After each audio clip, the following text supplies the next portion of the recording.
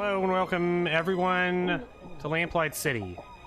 Last week we found the baby. Actually, that was 2 weeks ago. Last week we might have solved a mystery about somebody catching on fire. And then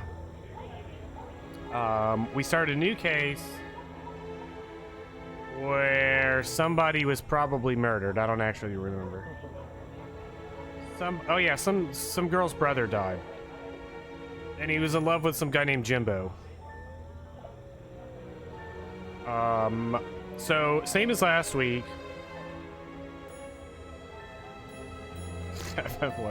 Oh no, Davis Balls is trying to get me like distracted again. Oh yeah, our main character is now living in the living room of the quest giver.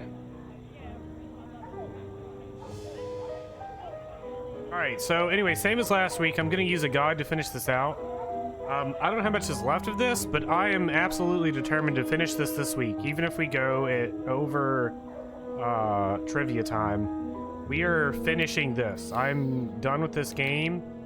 It's not a bad game. I think it's very well done. I think it has an audience or whatever. There's people that definitely would really, really love this game. I think it's very, very, very well done for what it is, but it's not me. This is not my thing. So we are going to do everything we can to be done with this game today. I think. So let's go. Let's get to it. I suppose you could do worse as far as bar names go. We went to this bar. Hold on, let me Ronan is the guy I think that died, the brother. Description of a strange man. There was some guy wearing some mutton chops. Letter from Jimbo. That's our dead guys. What is it called? I was gonna say our killers. The opposite of killers. Victim. Our victim's boyfriend, Jimbo. Emily is our victim's sister. And landlord Danforth is concerned that our victim can't pay his rent. Ronan. He was wearing clothes that weren't his. Interesting. Oh yeah, we voted. I forgot about that too. Yeah, we voted for progressive something. I don't know. Future. I suppose you could do... Your mascot seems to be a raven with a glowing red eye. Is that meant to attract customers or to scare them off? I don't know, but shout-outs to Crow. It's an ad for whiskey. Crow boy. Or perhaps paint thinner. Sometimes it can be hard to tell the difference.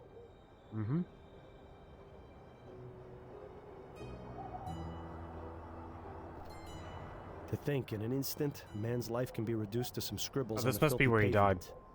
Now's not the time to get poetic, Bill.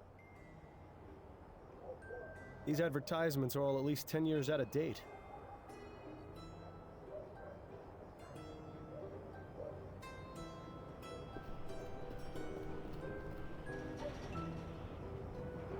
Yesterday's rain has made the water level rise significantly. Is it just me, or does it look like there's something resting at the bottom of the drain? If there is, I have no way of getting to it through the drain cover. Securely fastened, unfortunately for you. If only there was some way to undo these bolts and remove the drain cover.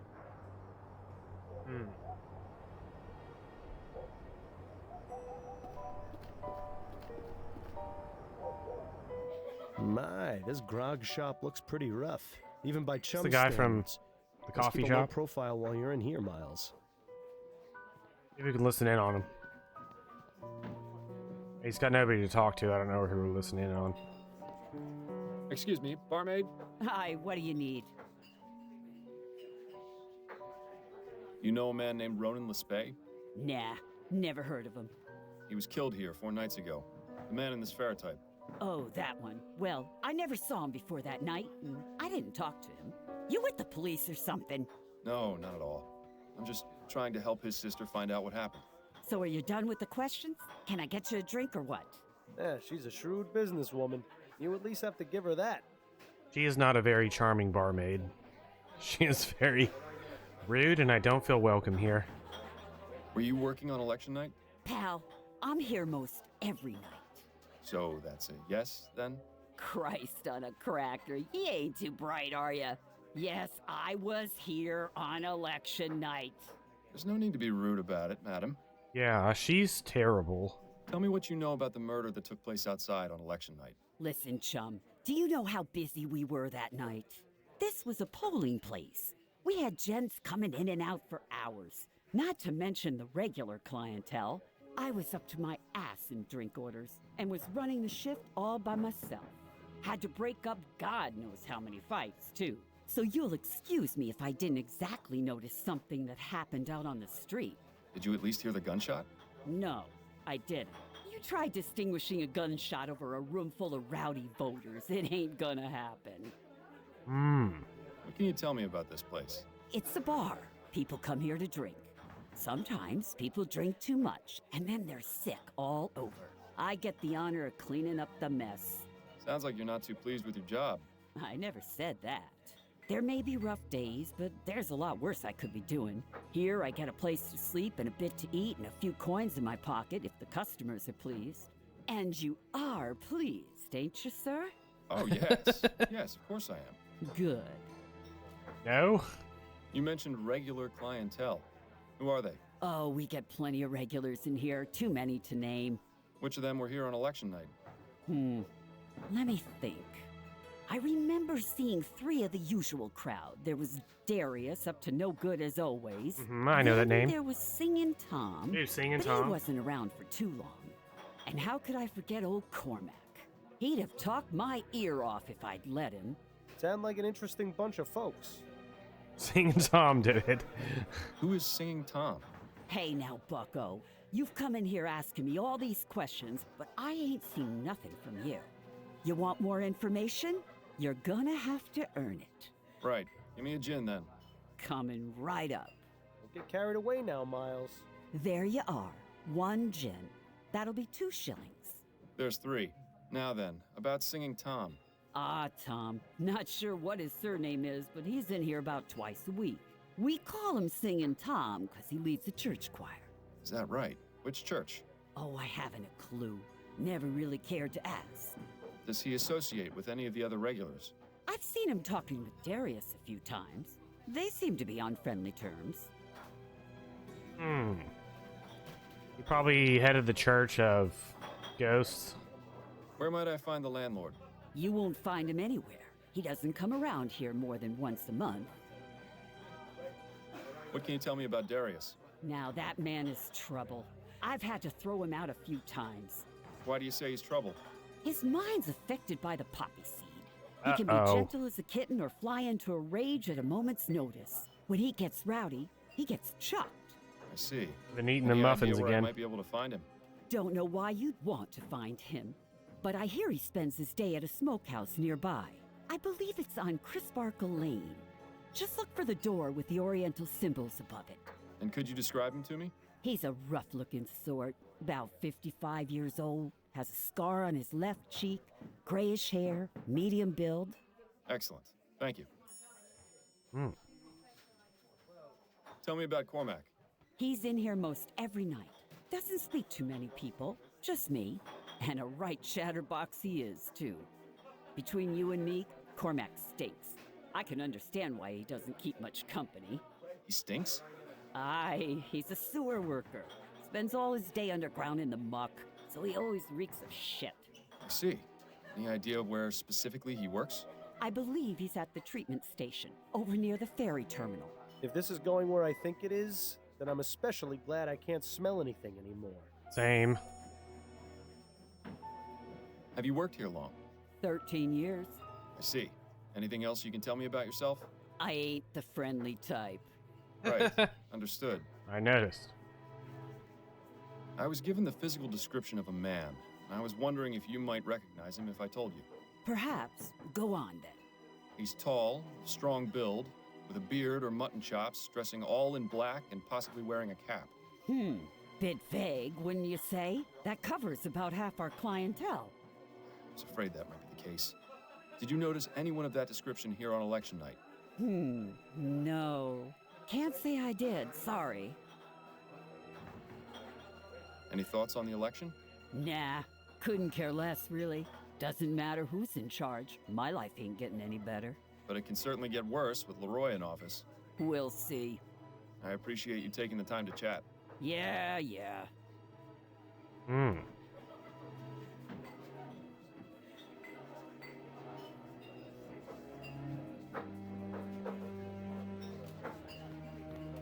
We don't need anything else here. We're beelining. Beelining.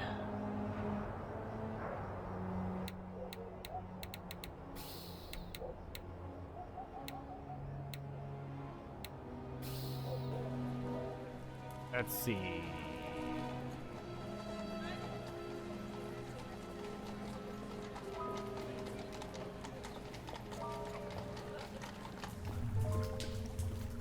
So this is what it's come to, eh? Braving the stench of human waste in hopes of finding a lead? Just make sure you stay away from the edge. Begging your pardon, sir. What? Who are you? What are you doing down here? My name's Miles Fordham, and I'm a private investigator. I'm looking for a sewer worker by the name of Cormac. We needn't look no further. But what is this about? I just have a few questions for you. All right. Cormac will answer them, but don't dally for too long. It can be dangerous down here for anyone who's not trained as Cormac is. You know a man named Ronan Lespay? Cormac knows few men. People don't much like talking to a man who spends his days in his sewers. Just like Can't Tony. really blame him for it. It's hard to get a stink off, so why bother even trying? You didn't answer my question, though. Do you know Ronan Lespay or not? Could you describe him? Cormac's got a better memory for faces than for names. I have his portrait. Here, have a look.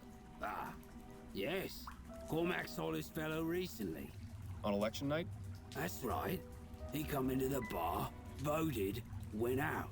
Looked drunk to Cormac, but then everyone at that place usually is. Speaking of Tony from the sewers, I hope everybody celebrated Valentine's Day this year with their Radiata Stories waifu. Everyone said hello. I don't know. I don't know where I'm going with this. Who's everybody's favorite Radiata Stories waifu, and why is it, who is mine? I forgot. Hold on. Alicia?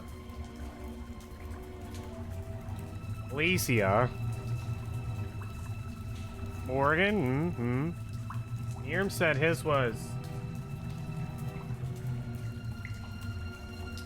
Miranda, who I thought was Morgan for like 2 seconds. But it was Miranda.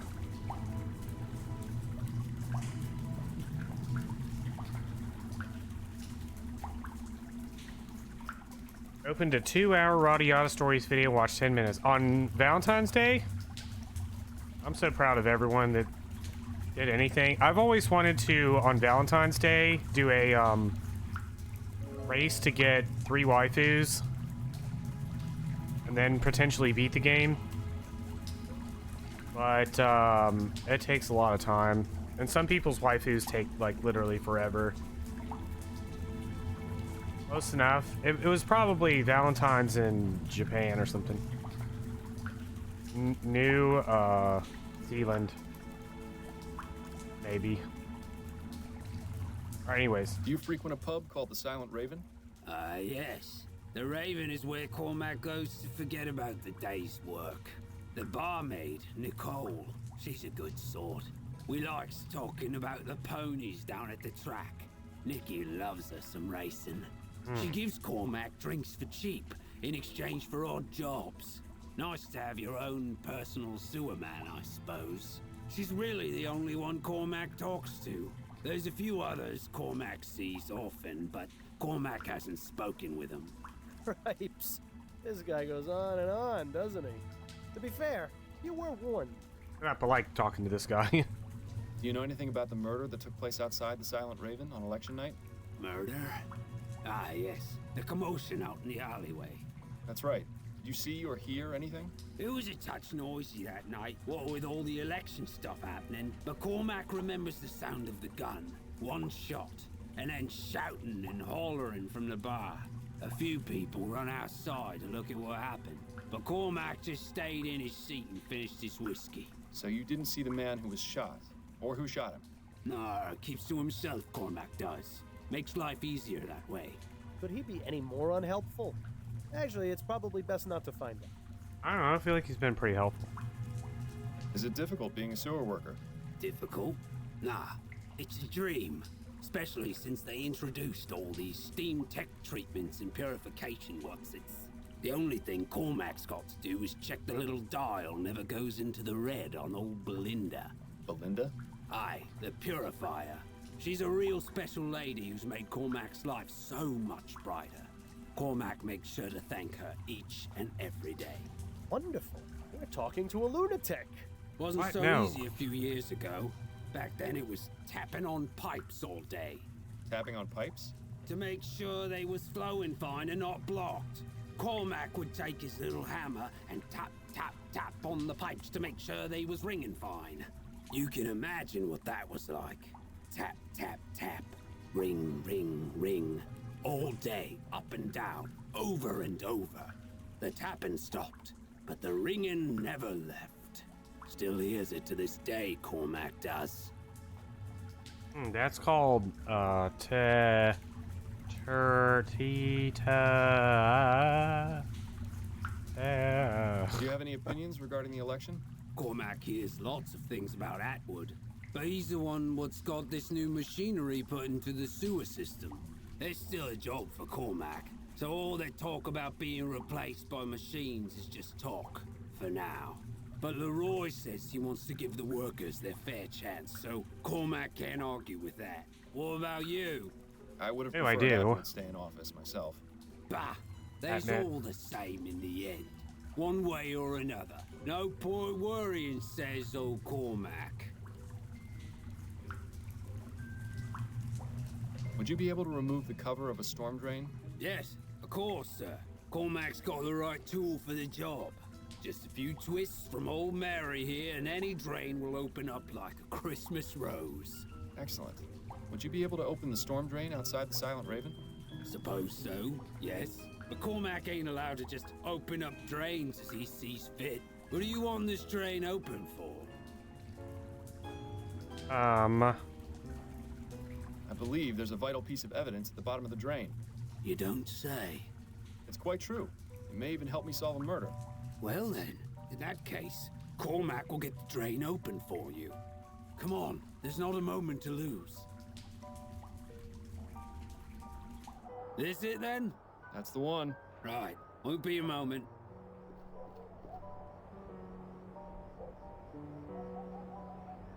There we are. Thank you for your help, Cormac. Not a problem. Now, if you don't mind, Cormac's just going to pop inside for a quick pint. Time to fall in the drain.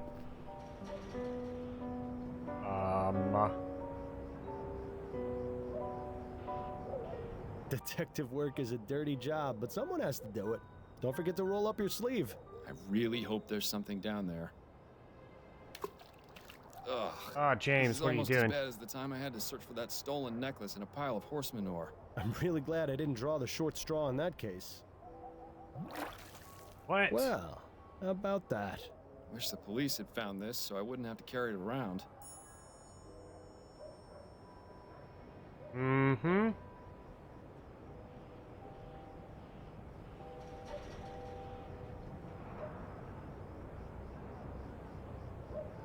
Found Singing Tom's gun.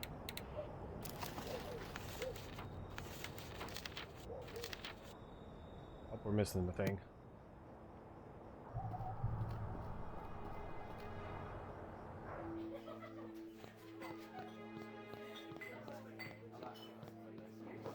A moment of your time, if I may. Right, but make it quick. I wonder if you could tell me if you saw a man of this description at the Silent Raven on election night.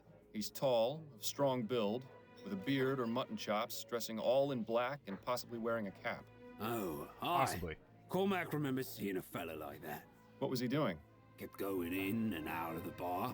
When he was inside, he stood near the voting booths, hardly moving a muscle. And when he was outside? That, Cormac couldn't say. Did you notice anything else about him?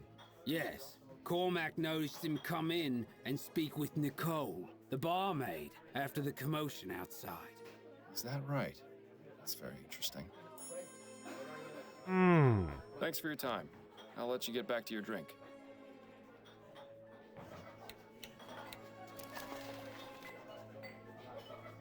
Hmm.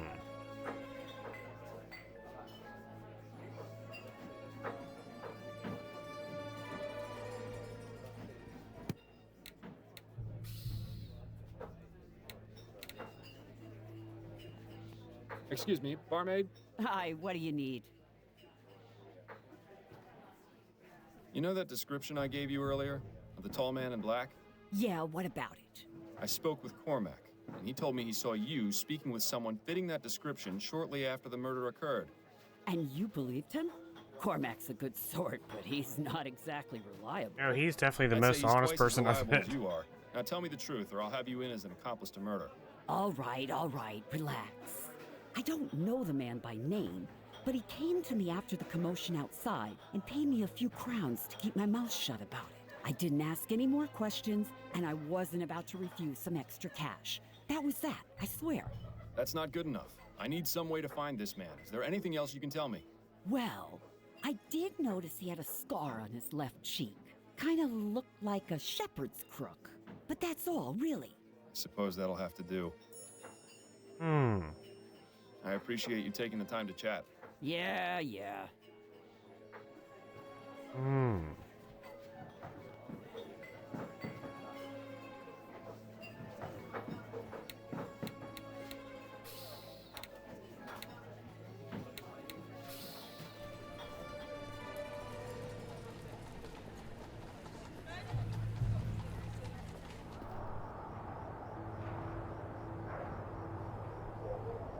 I can't make heads or tails of it, but I'll bet you 10 crowns it doesn't say welcome. I bet you it does. I wonder how many layers of advertisements you'd have to cut through before getting to the wall. Hold on.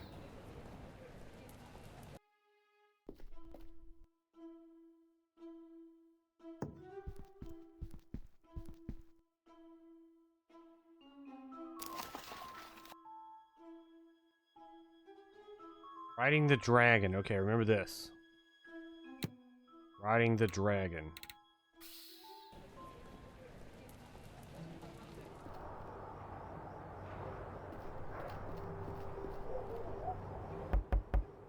Yes? What do you want? Interested in riding the I dragon. was told this was the place to come if I wanted to ride the Dragon. Well, why didn't Ride you the say dragon. so? Please, come in. Wait, is that what that song's really about? Is opium?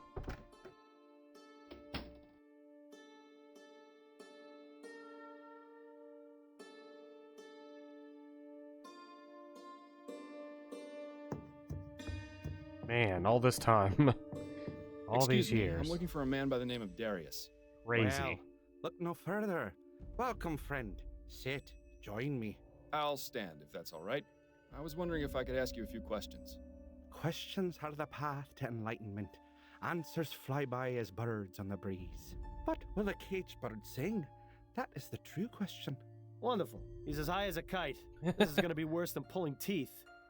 This guy reminds me, he sounds like somebody in Broken Sword 1, but I can't place who. Are you familiar with a man named Ronan Lespay? I know many men. Some old, some young, some rich, some poor. Some I know by name, some by face. Wait, no, this is Blind Bob. This man you speak of, this Ronan, he is unfamiliar to me. I have a ferrotype. Do you recognize him? Forgive me, but my eyes are blurry. I cannot make out his features. Well, he's useless, isn't he? Too bad there's no way to snap him out of it, like there was with Dupre's kid. He sounds exactly like Blind Bob from Dreamfall. Do you know anything about the murder outside the Silent Raven on election night? Murder? Was it a murder? It was. A man was shot in cold blood. That would explain the commotion, as well as the sound. So you heard the gunshot? I did.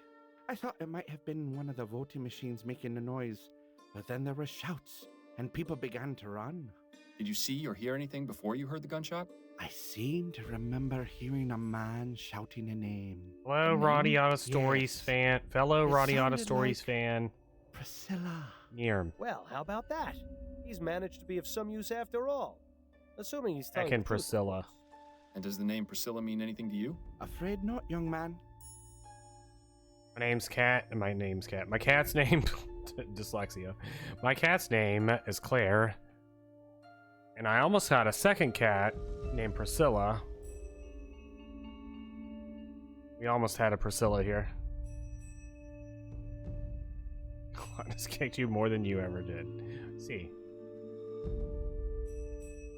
What can you tell me about the Silent Raven? Ah, the Raven. My home away from home. I would have thought that was this place. Unless this one is just the home. Do you have many friends there? People you speak with often? Yes, friends. I call them friends anyway, but really, what is a friend? Someone who drinks with you? Nobody has Someone who kicked more shares than me, secrets LCC. with you? Are those friends? My father used to tell me that the only two friends you had were your mother and the crown in your pocket. Well, both of those are gone now. So what does that mean for me? I Also, how's don't know, Crossfire sir. going? I'm just asking about people you speak to at the Raven. The barmaid, Nicole, she gets mad at me sometimes when I break things. But she's alright. It's going. I only remember the speed run of that game.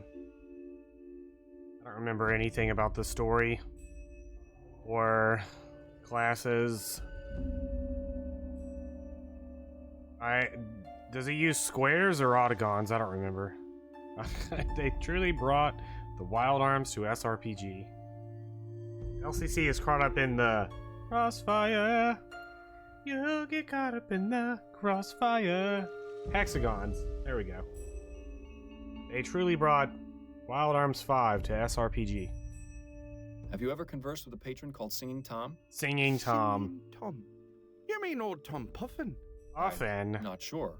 I was just told he was called Singing Tom and was a regular at the Silent Raven. That's the man. I see him in here all the time. In here, not just at the Raven?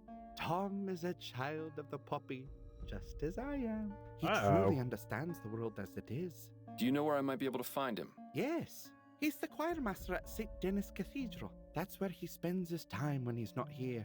You mean to tell me we have to talk to another one of these loonies? Wonderful. You're a loony.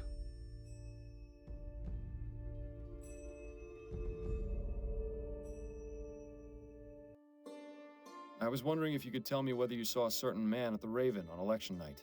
He's tall, of strong build, with a beard or mutton chops, dressing all in black and possibly wearing a cap.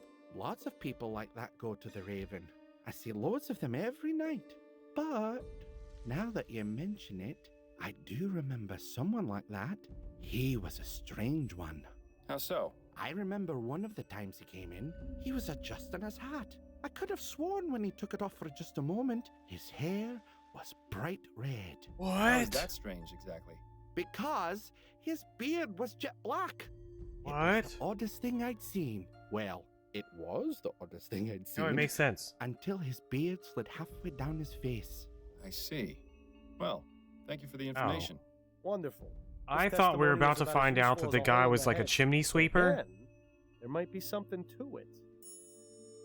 Well, he has a fake beard. I was thinking, oh my god, he must be a chimney sweeper and his beard was all black from all the chimney sweeping. But no, it was a fake beard. Do you often come to this establishment, Darius? Oh, yes. This place is better than any doctor or hospital. It has exactly the cure I need. Cure? For what? I'm ill, sir. Just as you are. Just as we all are. Infected by a terrible disease known as life. Speak for yourself. Makes sense, Claude. But spend a few hours in here with the intoxicating nectar of the poppy, and you'll find nothing can defeat you. Hmm. So did you manage to get out of here and vote? please don't bother me with such trivial matters. Why should I care who leads the government? As long as they don't outlaw places like this, they can do whatever they please. Is this guy ignorant or just apathetic? Yeah, well, I don't know, and I don't care. Goodbye, sir. Goodbye, young man. May you find peace and happiness.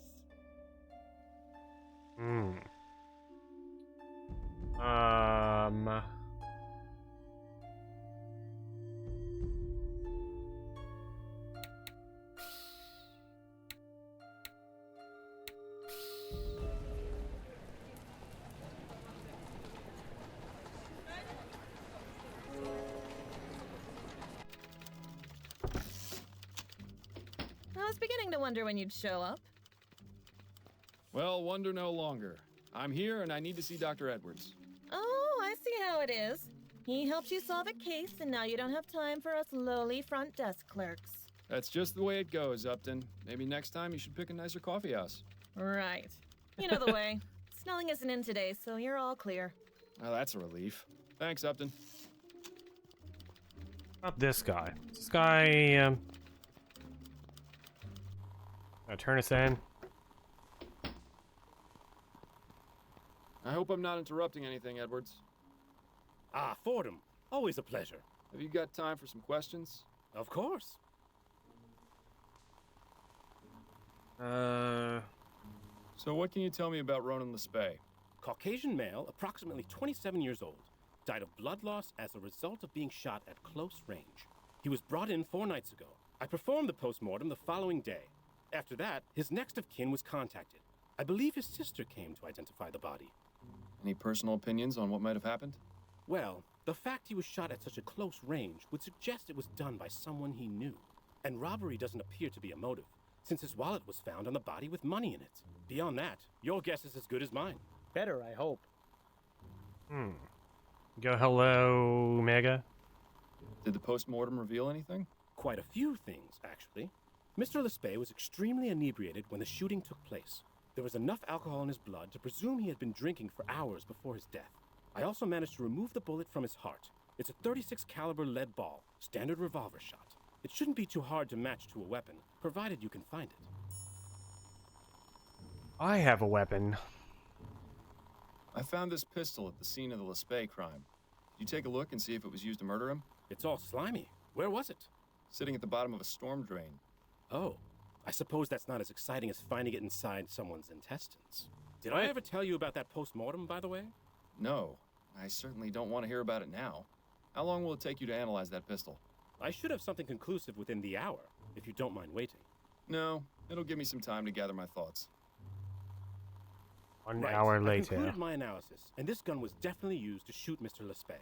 The bullet I removed from his body is a perfect match. Thank you, Edwards. That is extremely helpful. There's one more thing. I cleaned off some of the muck and found the initials JB etched into the handle. Interesting. My expertise with guns is purely forensic, so I can't determine if this is the gun's maker or the initials of its owner. That's going to have to be your job. Thank you, Edwards. Help is always appreciated. Did you notice anything unusual about the clothes Mr. Lespay was wearing? Unusual? Not really. They seemed a bit big for him, but that's all. His sister seemed convinced that they didn't belong to him. That's a distinct possibility, but I couldn't say for sure. He could have just been a sloppy dresser.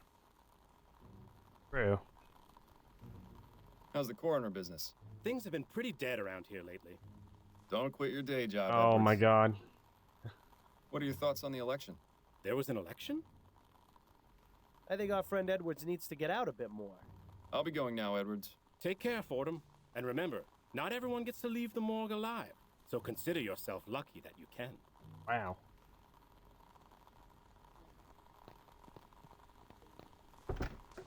Well, well, well.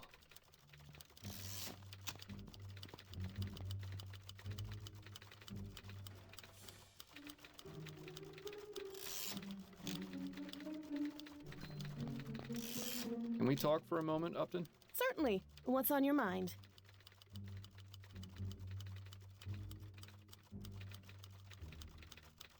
You wouldn't happen to know anything about Ronan Lespay, would you? Probably nothing more than you already know. His body is in the mortuary, and the reason for his murder is unknown. I suggest you speak with Dr. Edwards. Upton, I need you to put out a bulletin. There's someone I need found. Oh, who's that? I don't know his name. I only have a description. All right, I'll need to ask you a few questions. Could you describe the man's height and build?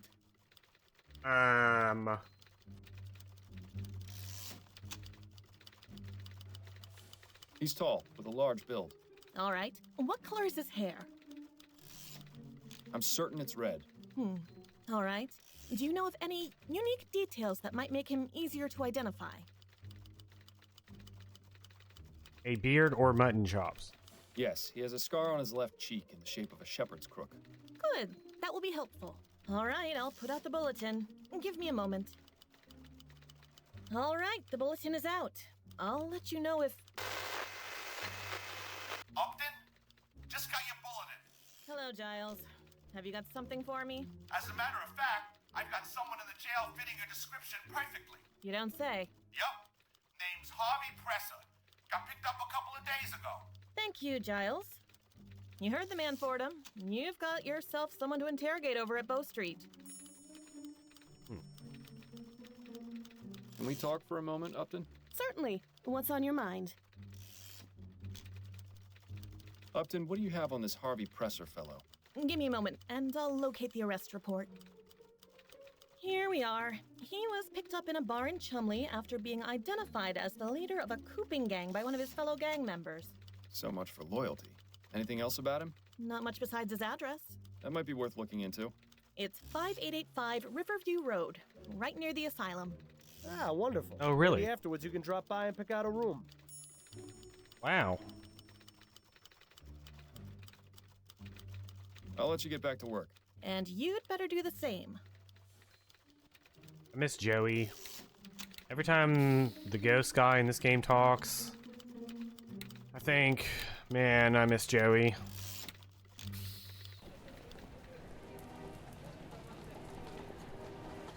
Professor River.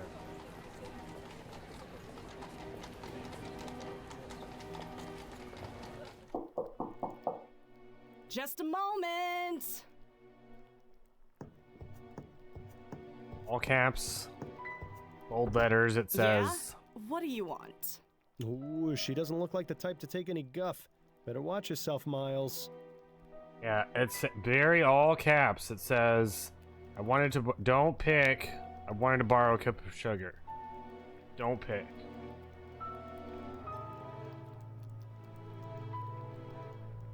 Doesn't say what to pick, though. Mrs. Presser, I'd like to speak with you about your husband. Well, he's not here right now. He's been away for a few days, actually. Who are you exactly? My name's Miles Fordham. I just have a few questions. I promise this won't take long. All right, come in. But try and keep it down. My daughter isn't feeling well, and I don't want her being disturbed.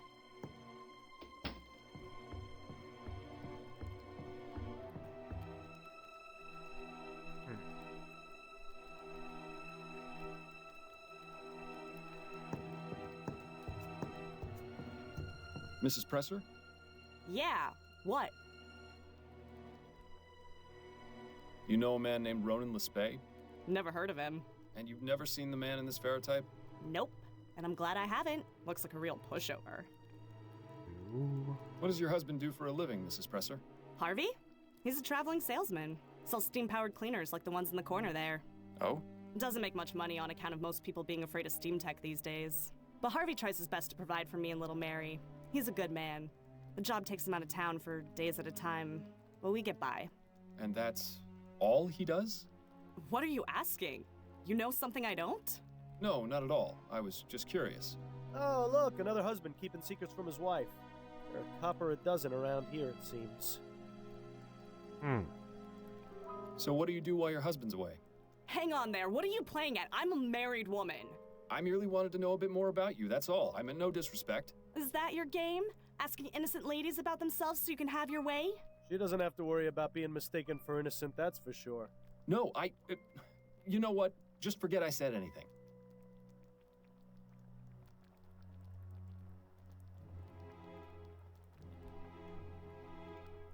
I don't have any more questions for you, Mrs. Presser. Good. Well then.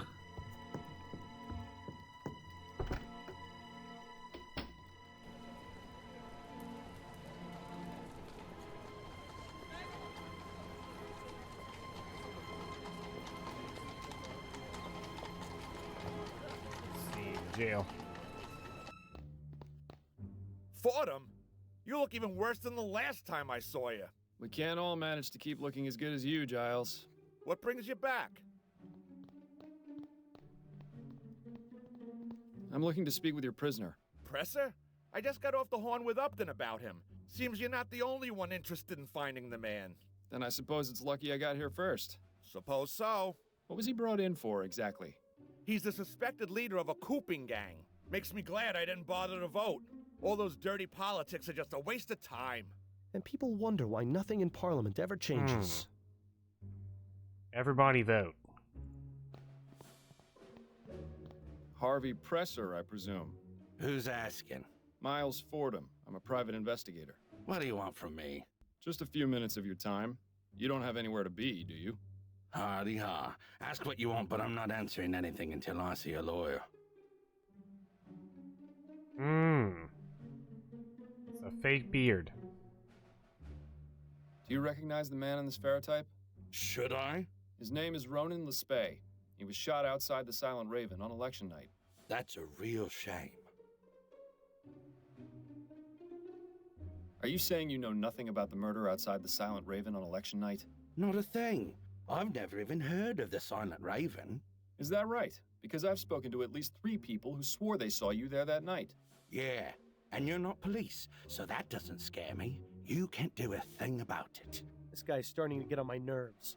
There has to be a way to make him talk. I had a little chat with your wife. You have a lovely family. Mildred? How did you... I may not be with the police anymore, but that doesn't mean I can't still get the information I need.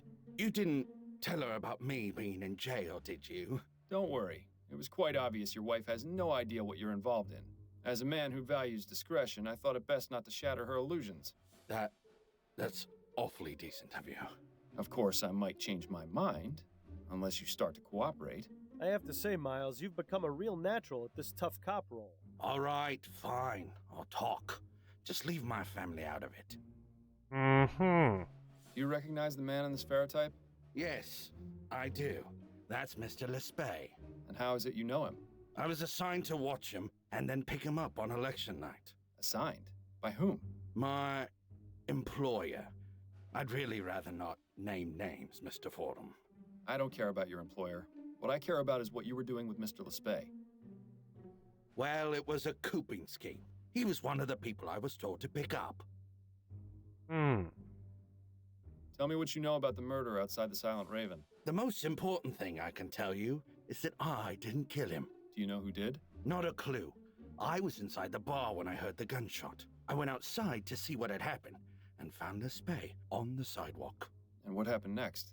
What do you think? I panicked. He was in my care. I wasn't expecting anyone to get killed. I think Mr. Presser has a wildly different definition of the word care. I went inside and gave the barmaid 10 crowns to keep her mouth shut. Clearly, that was money misspent. Then I went back home, told my wife I was going away on a business trip for a few days, just in case. Good thing I did, too. I might get out of this with her none the wiser. What makes you so sure they'll let you out? Me? I'm just a small fish, but I could talk and talk about whales. That's valuable information. Quite the shrewd negotiator, this one. I think his skills have been wasted. Tell me more about this cooping scheme. I got paid to find men to vote for Atwood. Simple, really. Once I found a good mark, I followed him a bit, knocked him out, then took him to the coop, a little room I rented near the Raven. I had about 5 men on election night, including Lespay. Got them all liquored up and walked them over to the polls. Once each of them voted, we'd walk back over to the coop. I'd change their clothes, maybe give them a fake beard, and walk back for another vote. Did it for myself, too, so people would be less likely to notice. Kept it up for a few hours, until the murder. We got an achievement. Is this your first time in jail? Yeah, actually. Suppose you think I'm just some criminal scum, born for the gibbet? I'm not a bad man, Mr. Fordham. I just made some mistakes. You've met my family. I'd do anything for them. Anything. I suppose no good deed goes unpunished. You can say that again. That's all the questions I have for now. Good. Leave me in peace.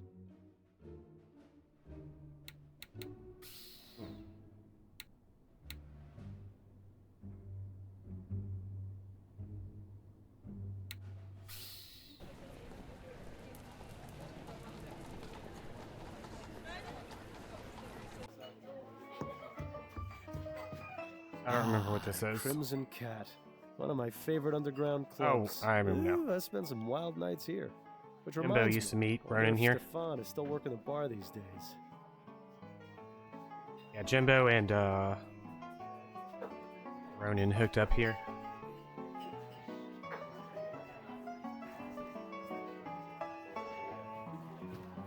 Beg your pardon. Your name wouldn't happen to be Jimbo, would it? Yeah? Who's asking? Oh my god, it's Miles Jimbo. Fordham, private investigator.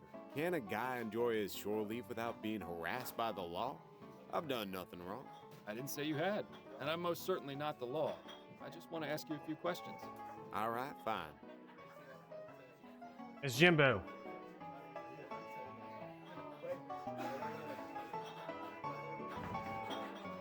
Do you know Ronan the Spey?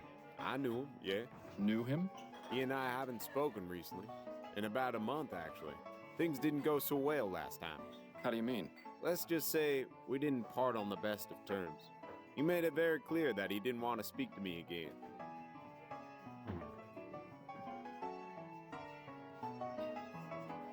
Were you aware that Ronan was murdered?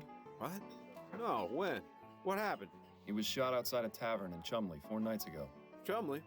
What was he doing there? I was hoping perhaps you could tell me. I honestly don't know.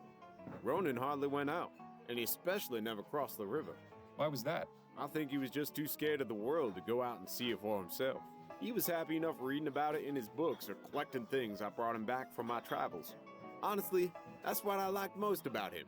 He was just an average, boring man. It was just the sort of balance I needed in my life. That's pretty much the exact same reason I always enjoyed working with you, Miles.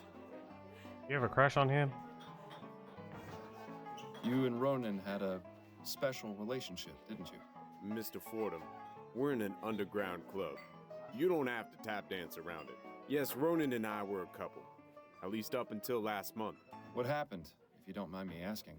We had a misunderstanding. Ronan thought I had been seeing someone else. He was extremely jealous. I tried to explain that he had it all wrong, but he wouldn't hear me out.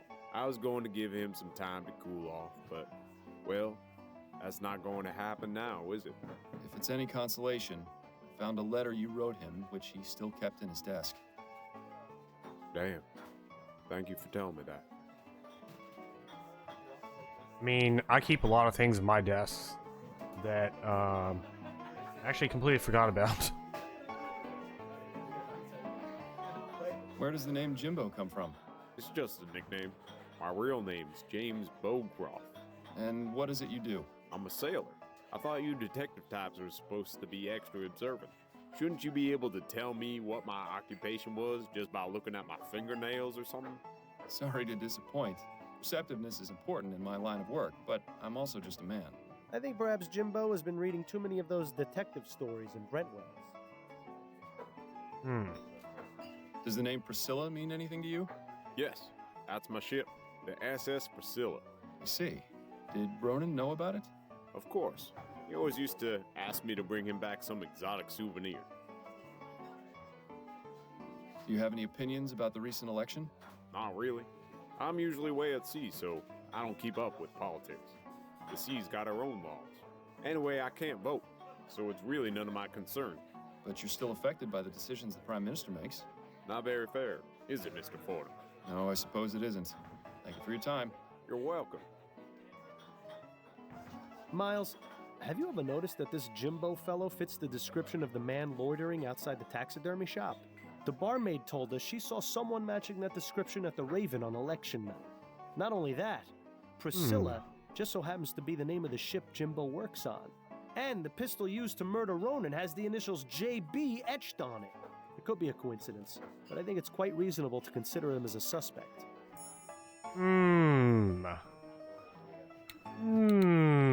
I don't think he did it, but very interesting.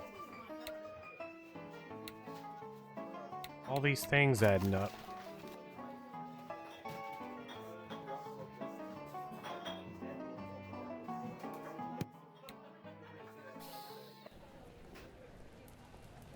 The cathedral.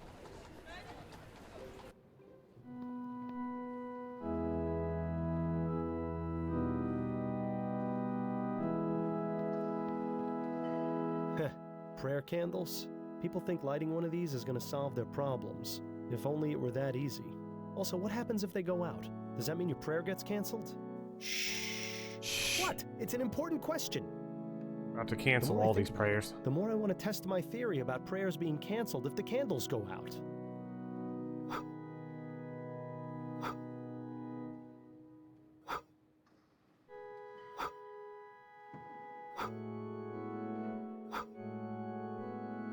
Well, that's all of them. Hope you made a wish. Destroyed. Everyone's prayers are never getting answered. Just like an Infinity Nicky. I beg your pardon. Are you Tom Puffin? I am. How may I help you? Miles Fordham, private investigator. I wanted to ask you a few questions. Questions? Have I done something wrong? No, Mr. Puffin. I simply believe you may have some information that I need. Very well, then. Alright, Singing Tom. That's what your real name is.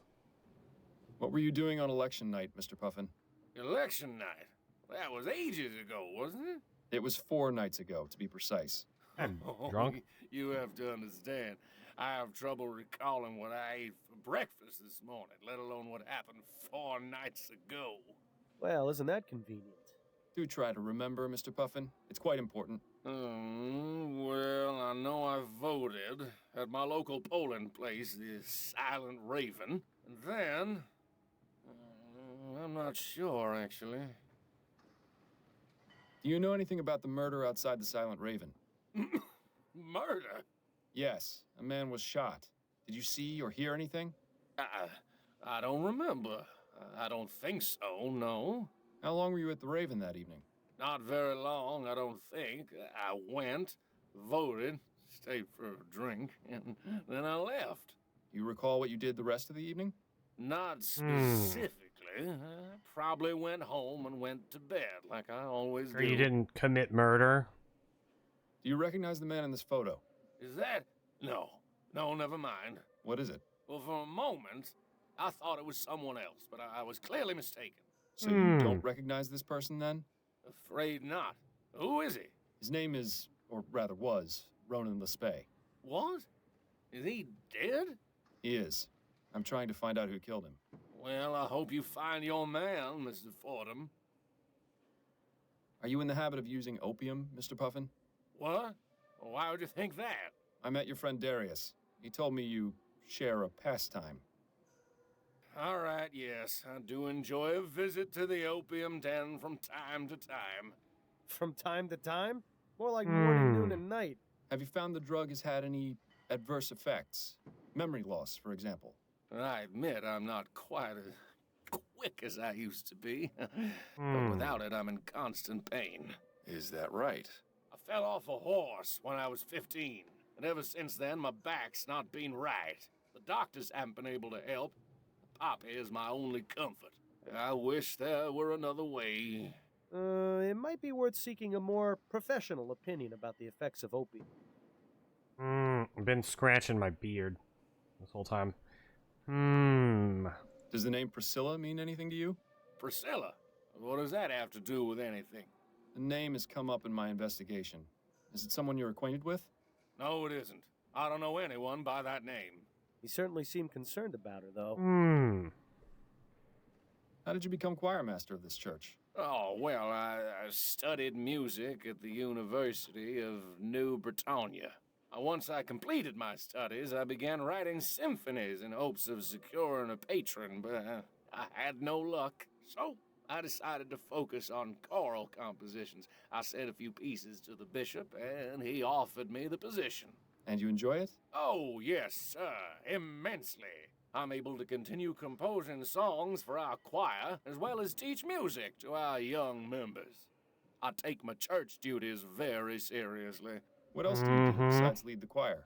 Just a few things here and there, making sure the aisles and the pews are clean, tending to the prayer candles, and that sort of thing. It seems that all the prayer candles have gone out. Have they? Blast, I keep saying there's a draft, but nobody's done anything about it. Excuse me for a moment, won't you?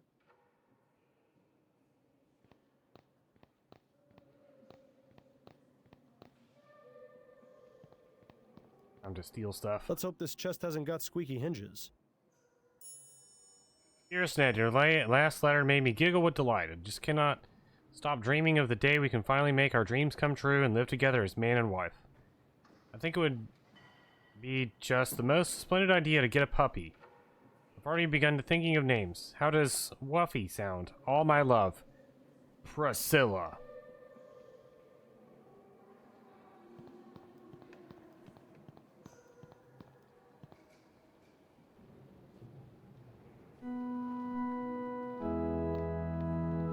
Could I have another moment of your time, Mr. Puffin? Yes, I suppose so. What's this? Do you know anyone named Ned? Ned? What? Yes, I do. My nephew, Ned Bunkridge. Your nephew? Yes? Why do you ask? Where might I find Ned? I'd like to speak with him. Is everything all right? Ned hasn't gotten into any trouble, has he? I always tell him just because he's training his body, that's no excuse to pick fights. No, he hasn't gotten into any trouble. Yet. Oh, well, he lives in Lyon, at 511 Parkside Terrace. Right. Thank you for the information. I'll let you resume your practicing, Mr. Puffin. Thank you. Have a blessed day. Ogre? Ogre Battle? Royale? Ogre Battle Royale? Man, you know what they need to bring back? The Venus and Braves PvP battles. Ogre from Final Fantasy 1. Oh. Valentine? Is that somebody's Valentine?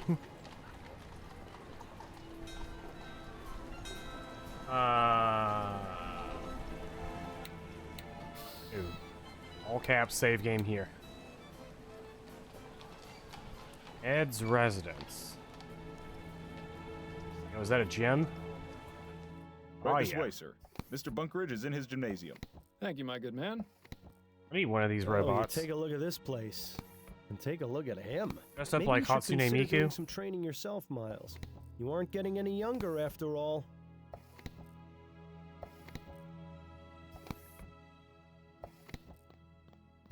Excuse me, Mr. Bunkridge. Oh, hello. Who are you? I'm Miles Fordham, a private investigator. Your valet let me in. Right, of course. Valet. What can I do for you? I have a few questions for you, if you'd be so kind. Yes, all right. I could use a bit of a rest anyway. Man, I should have, for Valentine's Day, we should have played Hatsune Miku Fitness Boxing. Are you familiar with a man named Ronan Le Spay? Never heard of him. I have his portrait. Maybe you recognize him? No, I've never seen this man before, but... Huh, how about that? How about what? The detail in this ferrotype is a bit fuzzy, but his facial features and hair, they vaguely resemble mine. You know, now that he mentions it, it's true. Lespay does bear a passing resemblance to this fellow. Not quite as handsome, though. Wait a minute. Maybe they were going to murder him. They got the wrong guy.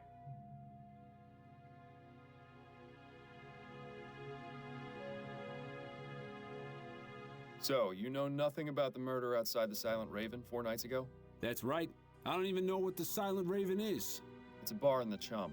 Well, that explains it. For one thing, I don't go to that part of town. A man like me sets foot in that den of ruffians, and I'll have every Tom, Dick, and Harry challenging me to a fight. It's Not true. that I couldn't take them, but I have better ways to train my body than beating thugs. Anyway, I don't drink.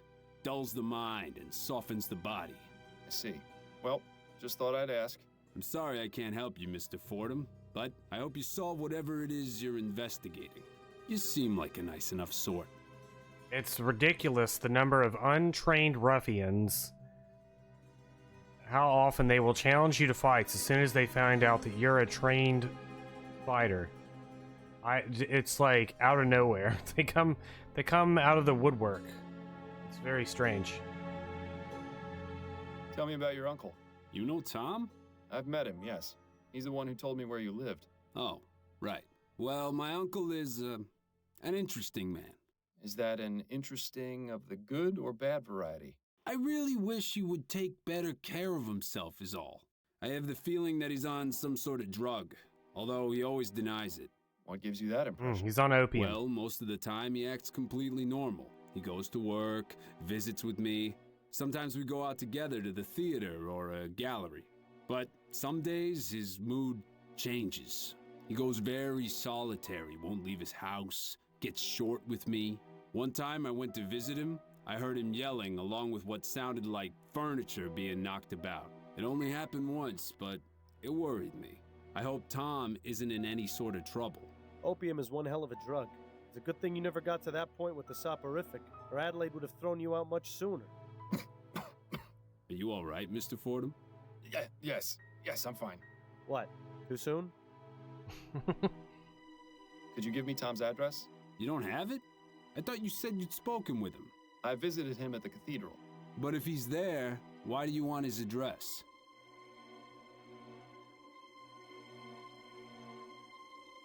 I have reason to believe he may be somehow involved in a murder. That's a serious accusation, Mr. Fordham. What proof do you have? Nothing concrete just yet, which is why I'd like to investigate his home. Well, you're not the police, so I'm not obligated to tell you. I'm sorry, but you'll need more than just a suspicion to convince me.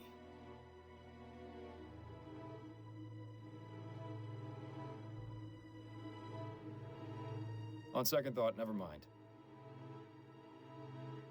Does the name Priscilla mean anything to you? Yes, it most certainly does. My lady love is named Priscilla Poundstone. I see. What can you tell me about her? Oh, she's a darling. I love her very much. Such a kind and gentle soul she is, too. Loves animals, especially dogs. We've been together for ages and are due to be married soon. When was the last time you saw her?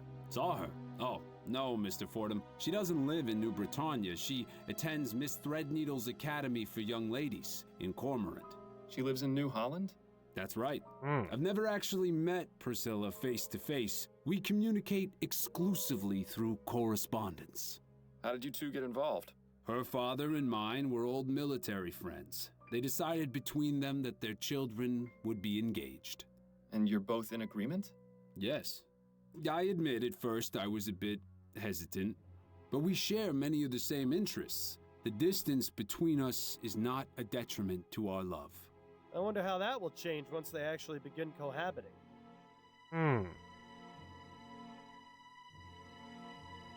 So you correspond regularly with Priscilla?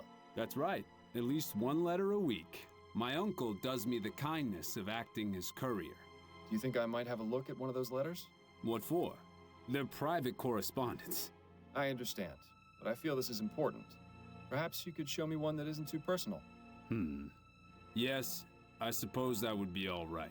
In fact, I think there's a recent one on the shelf there. That's not too private. But you won't need to take it, will you? Not at all. I just want to have a look. Thanks for your time. Not a problem.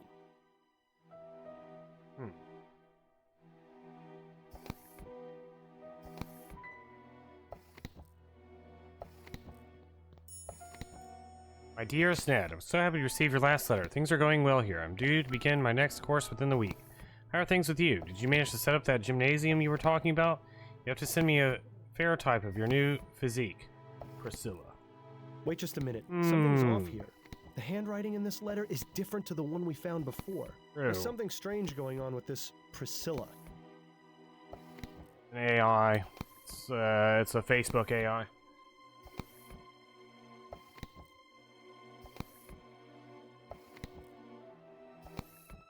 Could I ask you a few more questions, Mr. Bunkeridge? All right, but try not to take too long. Don't want to drop my heart rate too much. About your uncle's address? What about it? Why do you want it? I think there's something going on between him and Priscilla. Something going on? What do you mean? I found a letter addressed to you from her at the cathedral, and the handwriting is different to the letter you have here. He has one of her letters? Why would he? I'm not sure, which is why I'd like to search his home and find out more. If he's going behind my back, I swear I'll... Calm yourself, Mr. Bunkeridge. If I find anything, you'll be the first to know. All right. Tom lives at 117 Gimlet Terrace in Worcester. Hey, we're practically neighbors. Here, I've got a spare key. If you find anything about him and Priscilla, you'll tell me, won't you? Of course. Thank you, Mr. Bunkridge. Thanks for your time. Not a problem.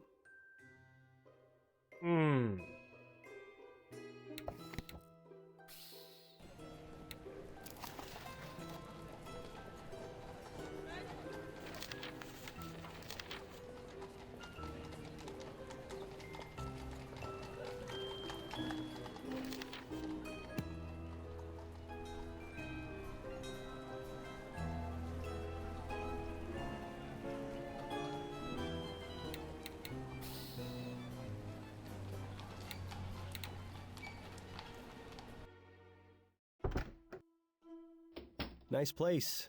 Tidy. Nothing incriminating that I can see. People rarely leave anything incriminating out in the open. It's time to have a look around. A statue of Eros, I believe? God of love or lust or something. Man babies in diapers never did much for me. That's odd. There are some scratches on the floor next to that statue.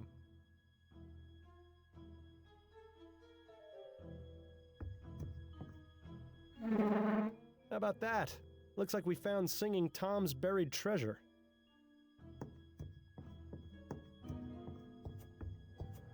Let's just see what we have here. Dearest Priscilla, I've completed all my plans and will soon come visit you in Cormorant. Please remember the life in New Bretagne is hard, so I may look a bit more advanced in years than you might expect. Ned. Uh-oh. SpaghettiOs. What's going on here? They've never met each other. Interesting stuff, but what about the box itself? It seems Puffin's gun has gone missing. He should really take better care of his things. Jenkins and Bowen. The name shares the initials that were on the murder weapon. That's quite a coincidence, wouldn't you say? I would if I believed in coincidences. I think he was the wrong person got shot. That's what I think. All right, chat. Let's see.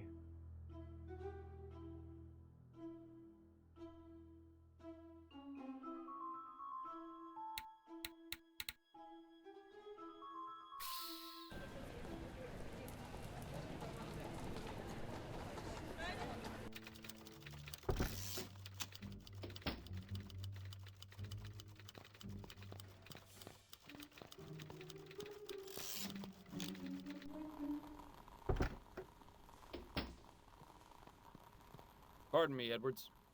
Yes? Edwards, you know much about the effects of opium? Quite a great deal, unfortunately. It's all the rage these days. Most people use it to calm the nerves or relieve pain, but it's highly addictive and has numerous adverse effects. Such as? It depends, really. Most common are sweating, nausea, memory loss, or blurred vision. But more serious cases can lead to hallucination, violent mood swings, coma, or even death.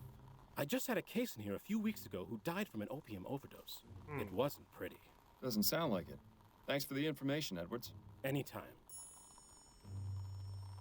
I'll be going now, Edwards. Take care, Fordham. Things are starting to fall into place here, Miles. Between the letters, the missing gun, and what Edwards told us about the effects of opium, I think we have enough evidence to consider Puffin a suspect.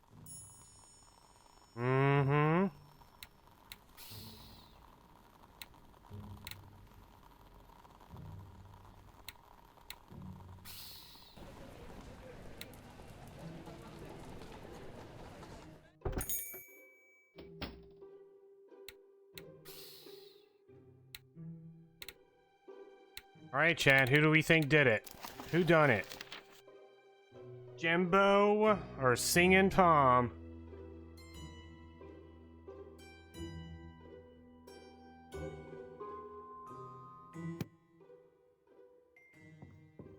It was Demon Smalls. We got time for a few more questions, Mrs. Morgan. Yes, of course. I've completed my investigation of your brother's murder, Mrs. Morgan. You have? Oh, that's such a relief to hear. Who killed him? Tom Puffin. It was Tom Puffin, choir master at St. Denis Cathedral. What? But why would a member of the church do something like that? Puffin is in love with his nephew Ned's fiancée, Priscilla. He's even gone so far as to intercept their letters and write to each of them under false pretenses. Mr. Puffin is also an avid opium user and is prone to fits of rage as well as hallucinations. The evening of the murder, Puffin was at the Silent Raven, and in his opium-induced fog mistook your brother for Ned. He had his pistol on him, and his rage and jealousy got the better of him. Poor Ronan was simply in the wrong place at the wrong time. And what about the clothes he was wearing? Or why he was in Chumley in the first place? I'm afraid your brother fell victim to a cooping gang. They dragged him to Chumley and forced him to vote multiple times. He was wearing someone else's clothes as part of a disguise. My poor brother. So what happens now? Now, I'll inform Miss Upton of my findings, and she'll send an officer along to arrest Puffin. From there, justice will be served accordingly. I see. Thank you for your help, Mr. Fordham. Sometimes, Claude, you can just tell. You just know. Tom Puffin? Yes, may I help you, officer? You're under arrest for the murder of Ronan Lespay. What? Oh, God. So it wasn't a dream. Come along, sir. We need to question you at the station. You know, Miles, you've been coming in here a lot lately, but you've never looked quite this glum. What's going on? I've bungled things pretty badly at home. Been staying with a friend the past couple of weeks. I see. What happened? I haven't been honest with my wife. Coming here and drowning my sorrows hasn't really helped, oddly enough. And yet, it's all I can do to keep from going crazy. You know, Miles, I've seen and heard a lot of things over the years. Some of the stories would turn your hair white. But through it all, I've come to learn one thing. It's usually not too late to make things better, but only if you let yourself try. Thank you for the advice, Patrick. All I can do is give it, Miles. Whether you choose to take it or not is entirely up to you. Now, would you like another gin? No, thank you. This time I really do need to be on my way. Ew, we're going to see Adelaide. I should go and see how my wife is doing. I see. Well, have a good night, Miles. And good luck to you.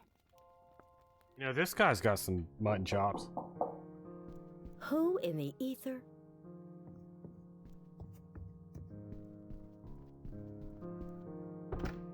Miles? This is a surprise. I've been an idiot.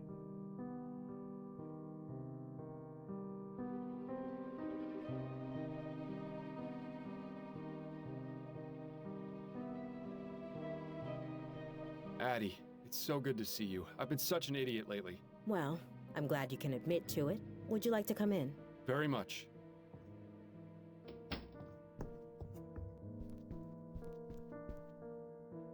Was there something you wanted to talk about?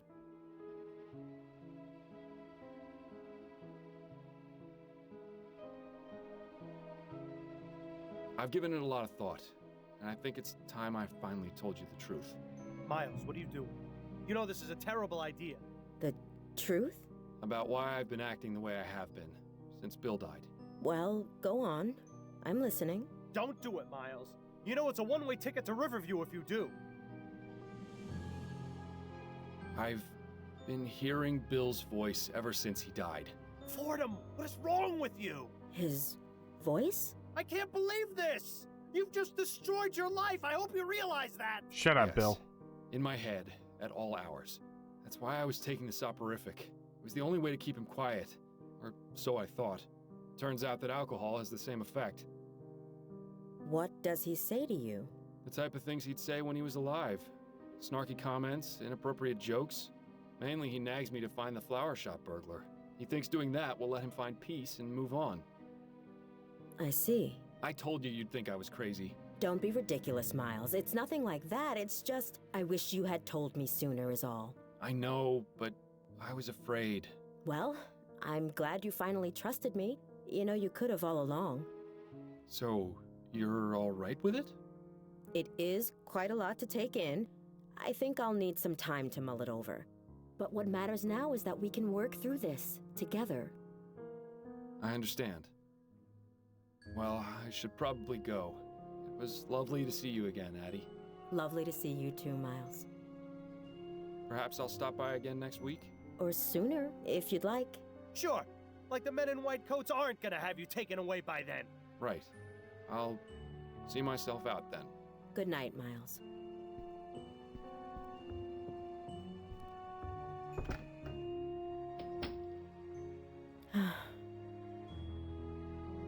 Aye. Good achievement.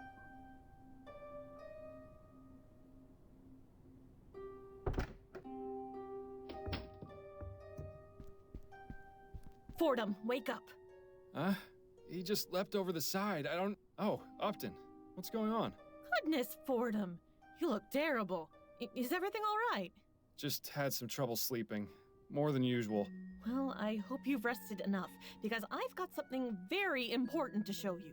Oh, wonderful. If we're sharing information now, are you gonna tell Upton about me as well?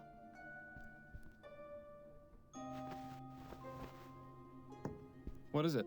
There's been a murder. What? And? So? People get killed every day in this city. People, yes.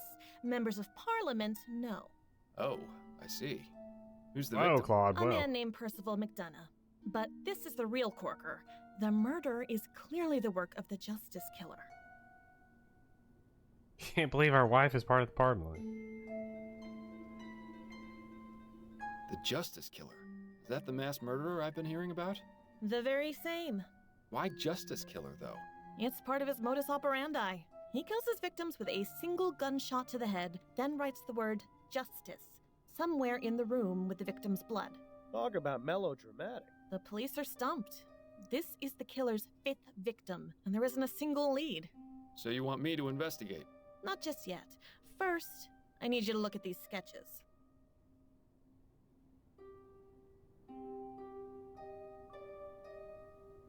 You took crime scene sketches from the department? Of course not. I made copies with the station's Pharaoh duplicator. These killings need to stop, and I believe you can succeed where the department has so far failed. So, what am I looking for? The police went over each crime scene with a fine-toothed comb and turned up practically no useful physical evidence. I want a second opinion from you. If you can find some sort of link between them, it might be possible to track this monster down. All right, let's see what we can see. Maybe there's something that Snelling's finest overlooked.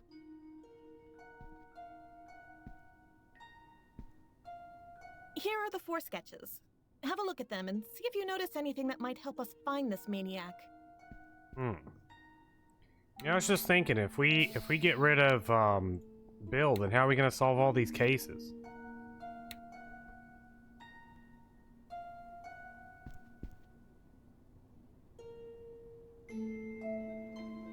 What's the point? It's not like you're actually going to be able to investigate this case. If only you hadn't told Adelaide about me, I might share my thoughts with you. As it is, you're on your own. Whoever drew this was a hack. That looks more like a piece of toast than a flower. I think there's a different link, and it's the flower. That's the only things I can click on here. I'm sure this is terribly relevant, but I've got nothing to say about it. I don't feel like looking at dead bodies right now. Is there something more exciting we could be doing? Oh, were you hoping for some witty insight? Shame, because you're not getting any.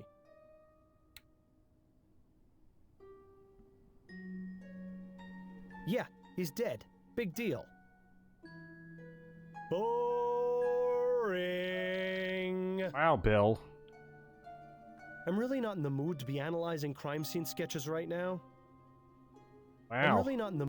Wow, Bill. We don't listen to Bill, and he just, like, throws a temper tantrum. Wait, hold up. Is this an AI hand? Our pointer thing has... How are they pointing? I have no thumb? Hold on. Can we zoom in on this?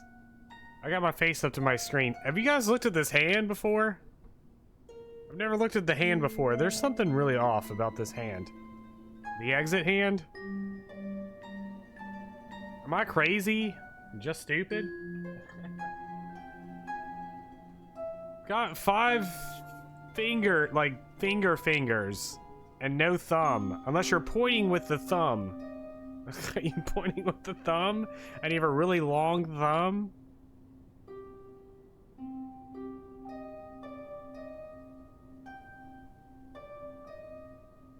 Can't figure it out. I give up. It's AI drawn hand. Wait, what's that? I see an important clue. Just kidding. Maybe you should write crazy over your bed. Boring, just like everything else in this sketch.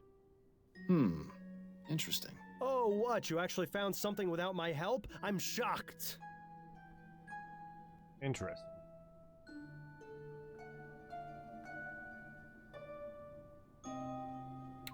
Hit save, right? Upton? What is it, Fordham? About those crime scene sketches. Yes? I think I found a connection. I knew you would. What is it? There's a single flower at each crime scene. They look deliberately placed. There is? Let me have a look. You're right.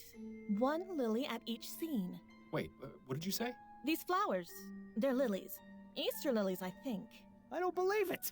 Upton, this is incredible. This is the lead I've been searching for. What? You mean for another case? The flower shop burglar. He was stealing Easter lilies.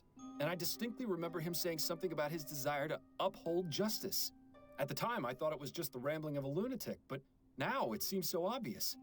So the flower shop burglar is the justice killer? It seems too much of a coincidence otherwise. Well, then that's wonderful. You can kill 2 birds with 1 stone. Excellent work, Fordham. I knew you could do it. What exactly are the details regarding this justice killer? The killings began a few months ago, and so far he's claimed 5 victims. 6. The department wanted to keep this information out of the public eye to prevent a panic, but word has gotten out. On the bright side, it makes your involvement in the case much less suspicious. What can you tell me about the previous victims? 4 men from Chumley: Hannibal Kirkland, Reggie Willingham, Ennis Bowditch, and Burley Cause. No connection between any of them aside from the borough they lived in. I have copies of the police reports from each of the crime scenes. Go ahead and take them. Thank you, Upton.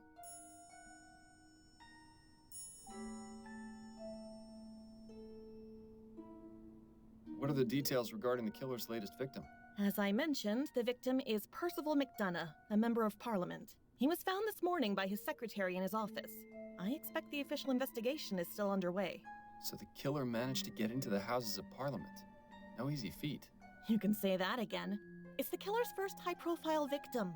It means he's getting bolder. I suppose I'll have to drop by and see for myself. Everything before was just practice. Everything all right with you? Oh, I'm getting by. I expect things will go back to normal once this killer is caught. I haven't worn out my welcome here yet, have I? No, you're still tolerable. But when was the last time you washed your hair? You're starting to sound like Adelaide. I should get back to it. Not a bad idea. Right. I think I have enough information to get started. I think I'll begin with... Odd. I wasn't expecting company. Uh-oh. Chief Snelling? Uh-oh. Upton, we need to talk. Fordham, I should have guessed I'd find you here. Ah, Chief Snelling. What a pleasant surprise. I'm equally pleased to see you, Fordham. Although, having you here does save me a bit of trouble. Trouble?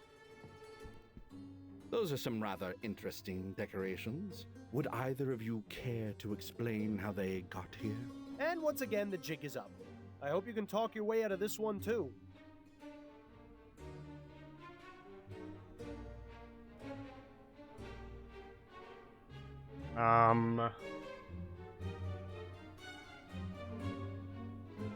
I brought them here, after I made duplicates and took them from the police department. Nice try, Fordham, but I know for a fact that isn't true. The Ferroduplicator makes a report of every employee who uses it, as well as what was copied. A rather useful feature for instances such as these. Wouldn't you agree? These gadgets are going to be the undoing of us all. In any case, I did some digging and discovered some intriguing information. Upton, why have you been passing on classified police information to Mr. Fordham? Because he's the best detective you ever had on the force, and you know it. Is that right? Personally, I don't consider getting your partner killed the mark of a great detective. But what's done is done. Constance Upton, your employment with the New Britannia Police Department is hereby terminated. But I should add that it's only because of your 25 years of dedicated service that I'm not pressing charges against you. But as for you, Fordham, I have enough evidence to place you under arrest for obstruction of justice and interfering with police investigations. Do you have anything to say in your defense before I take you in for questioning? Yes, as a matter of fact, I do. I know who the Justice Killer is. Fordham, if this is your idea of a diversion... It's true. I found a link in the sketches of the crime scenes. All right, let's hear it then. What do you think you found? I'll tell you if you promise to let me take the case. Out of the question, Fordham. This is a police matter. And the police haven't made progress in months. Fordham figured it out in a matter of minutes. Admit it, Snelling. Fordham is your best shot at finding the killer. Are you gonna let your personal differences put the people of this city in danger? Fine. I'll let you continue to operate as an assistant in this case, if you have actually found something of value. Now, what is this link? He leaves a single Easter lily at each crime scene. The same type of flowers the burglar and the chum was stealing. I see. A tenuous link, but plausible. I'll give you until tomorrow afternoon. If you haven't come up with anything, I'm throwing you in jail. Sounds fair to me. And don't get any clever ideas about leaving town, either. Come now, would I do something like that? Fordham, it seems there's no telling what you might do. I'm probably a fool for not clapping you in irons right here and now. When you have something to report, come find me in my office. Don't make me regret this. New quest giver? Well, that went better than I expected. Except you're still fired. I didn't have a chance to get him to change his mind. We'll worry about that after you catch the killer. In the meantime, I could use a drink. I'll see you later, Fordham. Alright, bye, old quest giver. Well, better get to work then. Clock is ticking. True.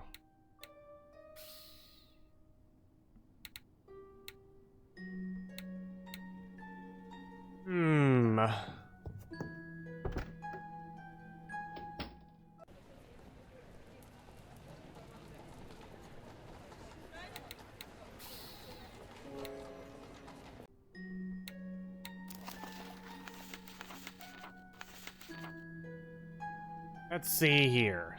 I'm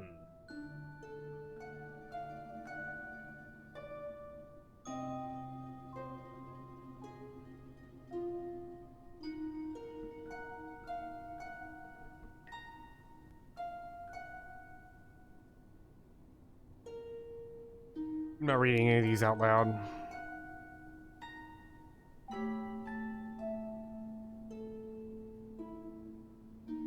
I'm just leaving them on screen in case anybody wants to pause the video, the VOD. When Blackie goes to watch the VOD, he's gonna want to read these.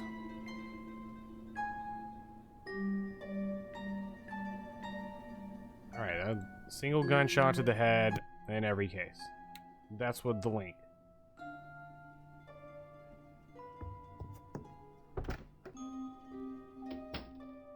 Heck, dude, I did it again. Gotta click on the newspaper. Let's see. Under fire for alleged cooping scheme. Mass murder. Tragic election night. Spiritualist. Arrested for fraud. What? Angela?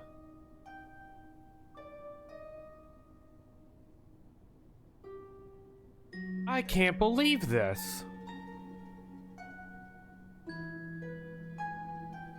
No. The Spectre Society is in shambles. I can't believe this. This is absurd.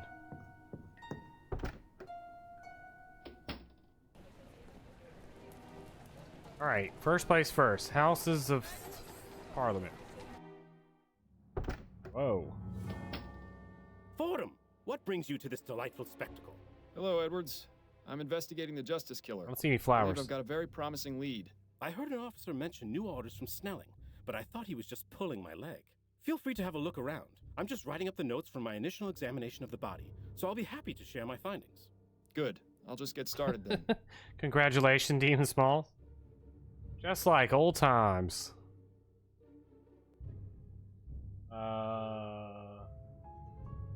Oh my god. Are you guys ready for this? These appear to be books on cryptography. I suppose Cryptography. everyone needs a hobby.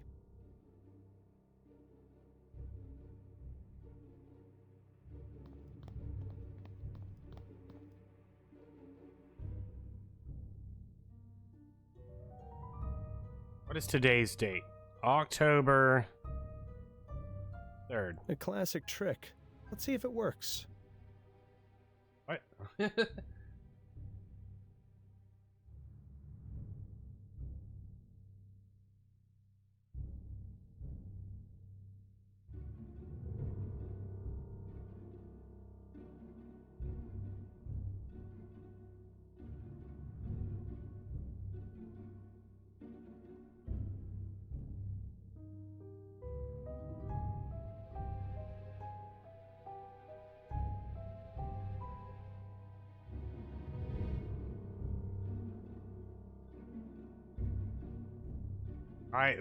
It's not only is it out of place. Oh. Not only is it out of place, but it's not even mentioned in this guide.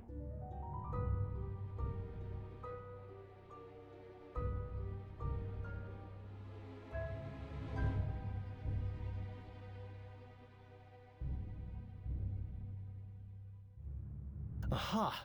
McDonough met with this person the night of the murder. I'll bet 500 crowns it's a false name, but at least it's something.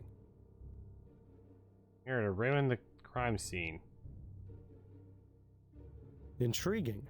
We'll need to find out who this Ruby is.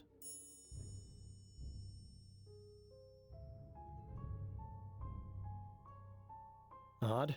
The page for this month has been torn out. You suppose Edwards might know anything about that? It seems the killer didn't want anyone to know about this meeting with McDonough, and possibly not with Ruby either. Got a moment, Edwards? Of course. What's on your mind?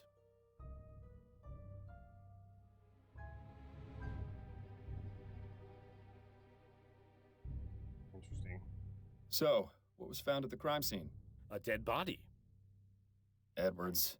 Hey, just trying to lighten the mood a bit. Anyway, there was also the word justice written in blood, as you can see on the floor there.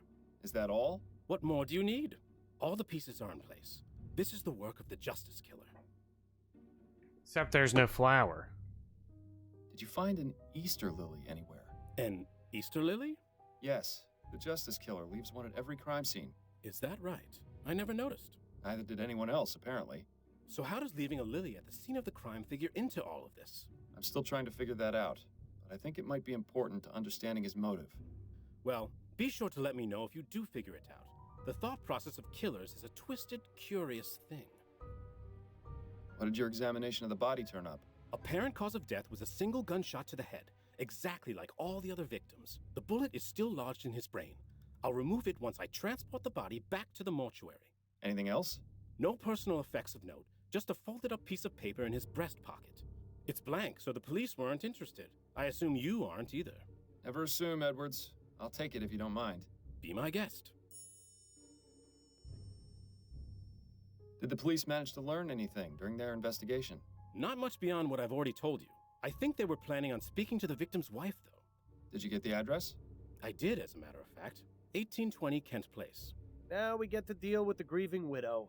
Hopefully the officers who delivered the news got the worst of it. If there were any officers that delivered the news. What's your take on this whole Justice Killer situation? It's giving me a lot of extra work, let me tell you. We haven't had a serial murderer in a long time. Not since that fellow who was poisoning people about 10 years ago. Ah, yes. The Gascon Ghoul. Now there was a case. Any theories or insights regarding the killer's motive or identity? That's not really my specialty. If you want to get into that psychology stuff, You're better off talking to someone like Snelling. Edwards, did you notice McDonough's desk calendar? I did. This month has been torn out. I asked the officers investigating the scene, and they had no idea what happened to it. So it wasn't found in this room? That's right. My theory is that the killer took it. Which means there was probably something incriminating written on it. If only there was some way of knowing what it was. Miles, have you forgotten the oldest trick in the book? Just find a pencil and you'll have that information in no time. I think we did it in reverse order. Edwards, do you have a pencil I might borrow? Of course. Take this one. Thank you. I'll put it in just like somehow soft. That's all for now, Edwards. Good luck with your investigation.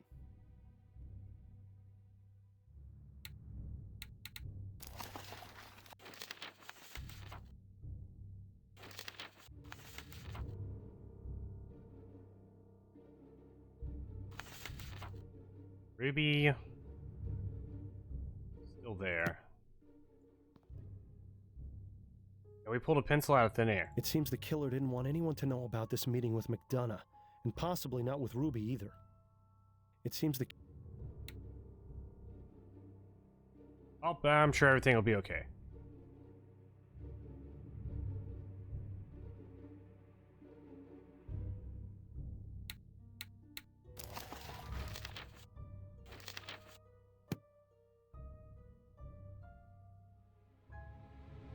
I don't see a flower anywhere.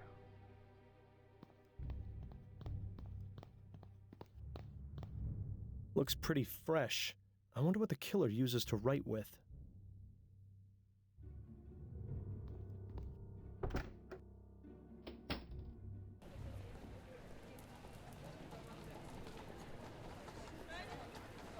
Alright, portrait.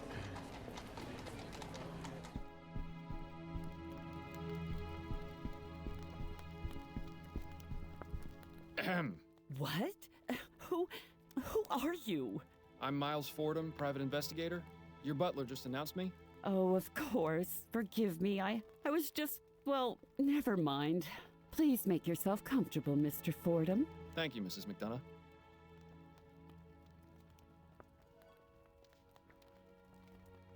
Interesting. Hold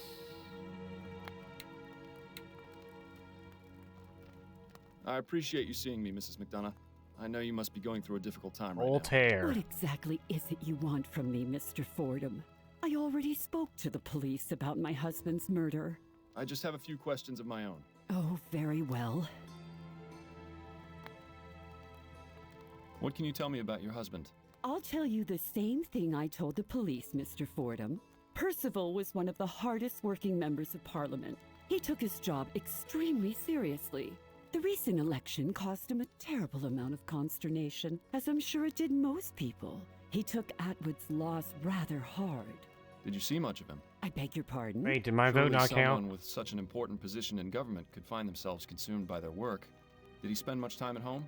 He made it a point to come home and have dinner with me every night, even if he had to return to the office afterwards. And did that happen often? At least 3 or 4 times in a week, yes. He'd stay in his office working late into the night. As I said, he was very dedicated to his role. Sounds to me like she's quite dedicated to hers, too. Are you familiar with the art of cryptography, Mrs. McDonough? What an odd question. It's just I noticed several books on the subject in your husband's office. Oh, well, yes. Percival was interested in cryptography and secret messages and the like. He would sometimes leave me coded notes when we first began courting many years ago. What kind of notes? Oh, now, Mr. Fordham, those were private. But Percival got a thrill out of knowing I was the only one who could read them. Sometimes he would write them using a special ink that would only appear when the paper was heated. I can't remember the last time he did that, though. Did your husband have any enemies? He was a politician, Mr. Fordham. Half the city hated him. Did he ever receive any kind of threats against his life? None that I was ever made aware of. I have no idea who could have killed him, let alone who could have gotten into his office to do it. He hadn't told me about any meetings or appointments this week either. Was it his custom to inform you of his work affairs? Oh, well, I've always taken an interest in my husband's work. He'd often mention initiatives he was working on or people he was meeting, that sort of thing. Nothing sensitive or confidential, you understand. Just conversation about his day. Yeah, I'm kind of sus about this. Also, the thing says, click on the fireplace and heat up the blank paper. You can also heat it up on the coffee machine in the cafe. Excited to go all the way to the cafe to heat it up.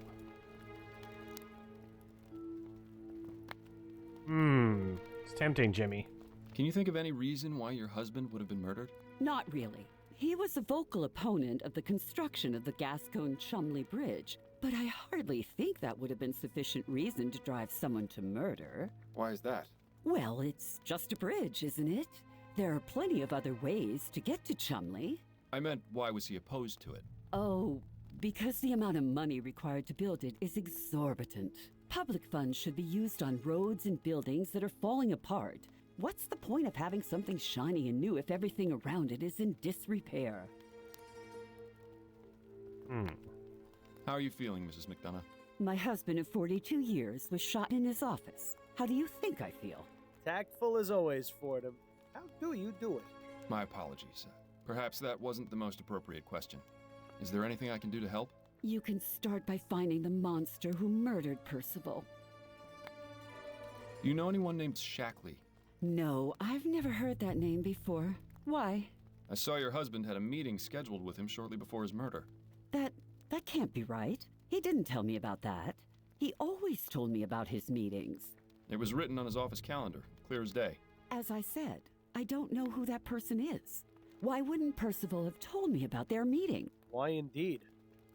Unless... Are you familiar with someone named Ruby? I can't say I am. Who is it? Just a name that's come up in my investigation. Sounds like the name of a trollop. Or perhaps a dog. Have you heard of the Justice Killer? That was the name the police mentioned when they told me about Percival's murder.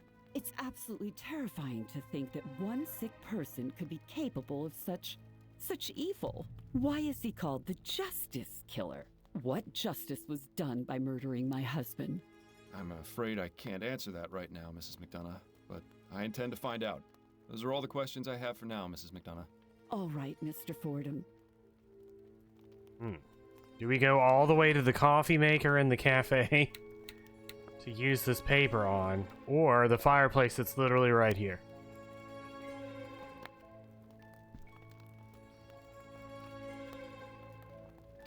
If this actually works, I'll eat my hat. Dearest Mary, words cannot express the regret and sorrow I feel for how I acted last night. I swore to myself I would never harm you again after the last time, but I have failed us both. It is my deepest hope that you can forgive me, and trust that I will never let this monster out again. Percival. Well, I'll be damned. Well then. Can we talk some more, Mrs. McDonough? I suppose so. Did I sit down before? Do you know anything about this letter? I'm afraid I don't have my spectacles. What is it? The coroner found it in your husband's pocket. He gave it to me because he thought it was blank. But after you told me about your husband's propensity for writing secret messages, I decided to try exposing the paper to heat. Allow me to read it to you. Dearest Mary, words cannot express the regret and sorrow I feel for how I acted last night. I swore to myself I would never harm you again after the last time, but I have failed us both. It is my deepest hope that you can forgive me and trust that I will never allow this monster out again. I see. May I have that letter, Mr. Fordham? I'm afraid I have to keep it for now. It's evidence. I suppose that does make sense. Mrs. McDonough, did Percival mistreat or abuse you? He wasn't a bad man, Mr. Fordham. I wouldn't have married him if he was. It's just the stress of his responsibilities would sometimes oppress him. I would try and offer comfort, soothe his nerves, but there were a few instances where he lost control of his passions. Did he ever hit you? He did. How many times did this happen? Oh, I don't know. Maybe 2 or 3. You don't exactly count these things. What a bastard. Maybe it serves him right for getting Whoa. Thank you for your candor, Mrs. McDonough. Can we please talk about something else? Those are all the questions I have for now, Mrs. McDonough. All right, Mr. Fordham. I don't think what he did was right. But I do think that she seems like the kind of lady who would have left. If she truly thought it was, like, a real issue. I think she truly believed that she could have helped him. And this hand is still messing me up. This thumb-pointing hand.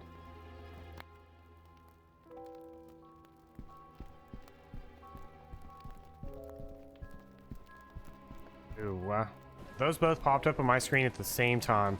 Once again, Claude is closer to the Wi-Fi.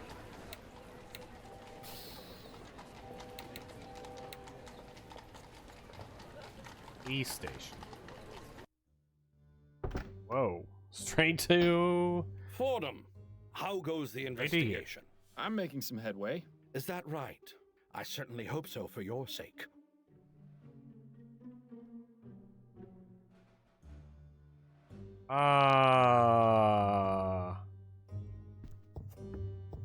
Chief Snelling? Yes, Fordham?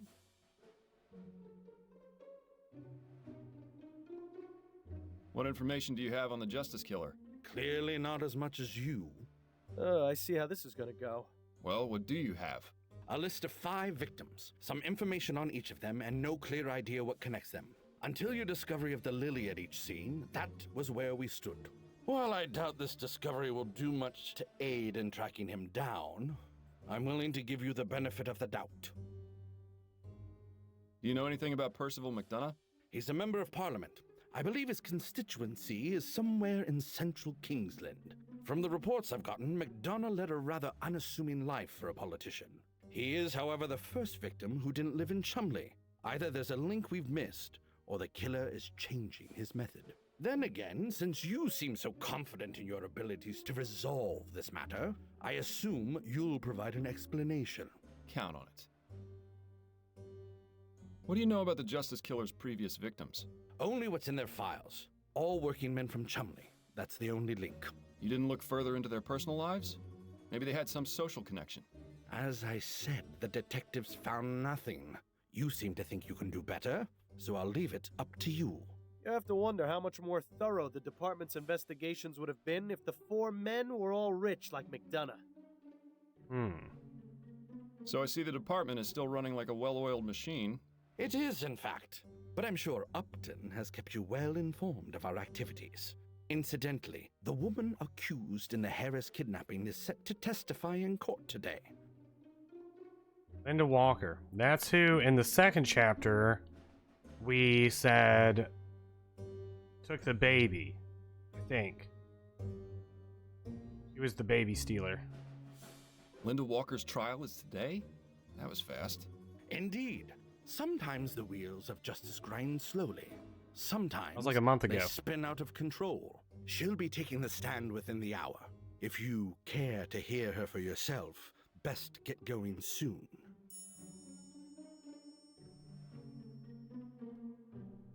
Interesting. This guide says that this only shows up if that's who you accused in case 2. Which leads me to wonder how the different cases that we solved, if they're all going to come together here in case 5, to link certain things together. Listen, about Leger's death. I don't want to hear it, Fordham. What happened, happened. Nothing you can say is going to change my opinion on the matter. And if I manage to find the man responsible? The man responsible is standing before me. Even if you manage to find the culprit you let escape, it isn't going to bring Leger back from the dead. Unless? It will bring closure to the matter. If that thought is what allows you to sleep at night, then so be it. What makes him think you sleep at night? Enjoying your new position, Snelling? Reaping the rewards for years of hard work and dedicated service. A gratifying feeling you'll never be able to experience. Oh, I get my gratification in other ways. I'm sure you do, and I'd honestly rather not know about them. I need to get back to my investigation. Yes, time is not on your side, Fordham. Interesting.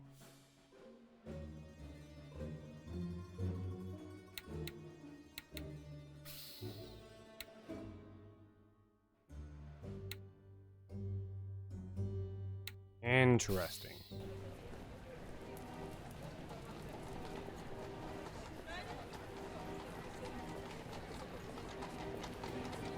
They mentioned earlier, okay, hold on, my brain's churning at the moment.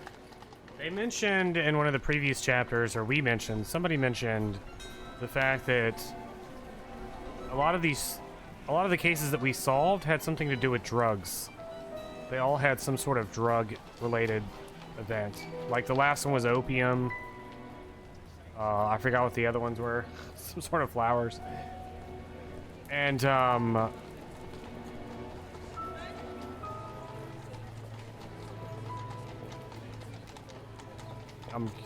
my brain is churning.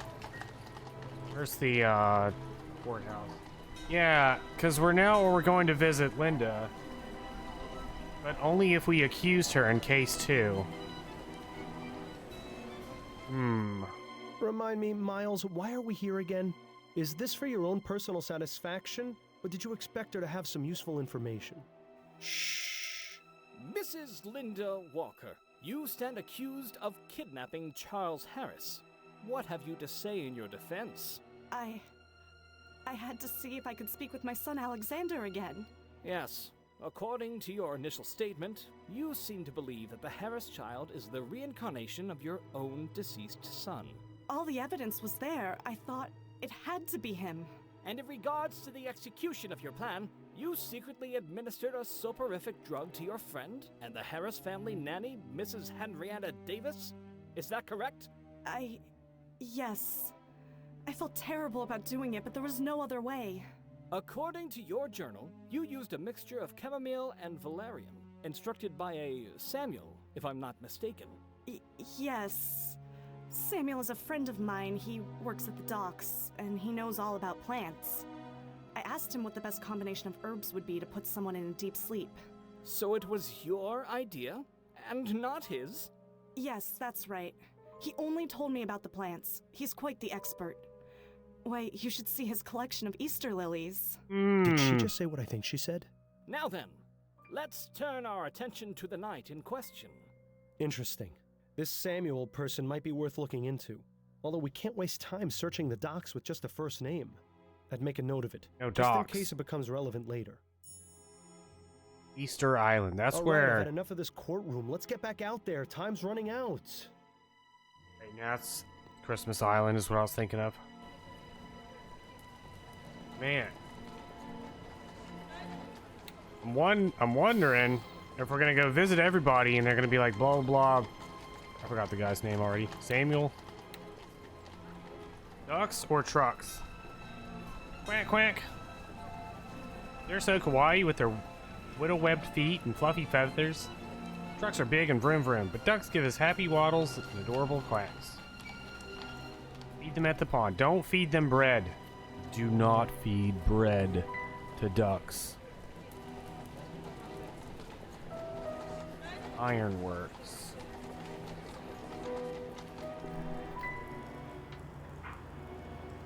Well, that Whoa, doesn't what happened look here? good.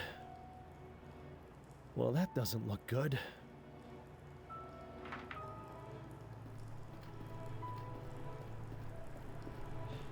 Excuse me, sir. Are you in charge here? Unfortunately. Who are you? This area isn't open to the public. I'm Miles Fordham, and I'm a private investigator looking into the murder of one of your workers.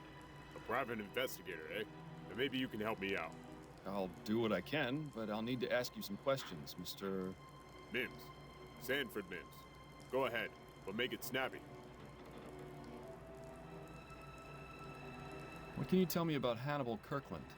A former employee here? Listen, I've got a lot on my mind right now. I understand, but it's important to my investigation that you tell me what you know about him.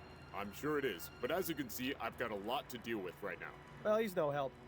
Maybe you can figure out a way to help him help us. What happened to your iron mill?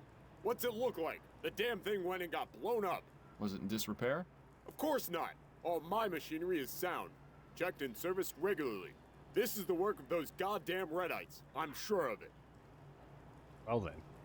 What makes you certain the explosion was the Redites doing? Take a look, boy. The whole mill got taken out. Even if this had been a mechanical failure, which it wasn't, the explosion would have been contained to a single part of the machine. This couldn't have been anything other than sabotage. Have you had problems with the Redites before? They've sent anonymous letters, but this is the first time they've actually carried out one of their threats. You're absolutely sure this was sabotage, then? Yes. How many times have I got to tell you that?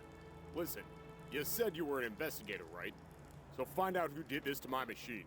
If you do, I'll help you out with whatever else you wanted to ask me about. Looks like we haven't got much of a choice. He seems pretty upset about his machine. I'll see what I can do. Oh man, I'm working like 8 cases at once.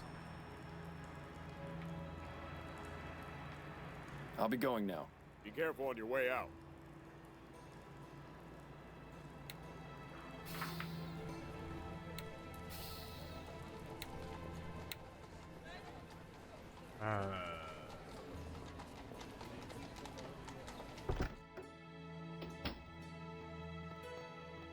You there! What are you doing? I'm Miles Fordham. I'm trying to find out about... No time for that now! Get in here and shield your eyes! I beg your pardon? Just do it! Couldn't this be the other way around? What's going on exactly? Shh! Everything ready, Alex? 3, 2, 1, go!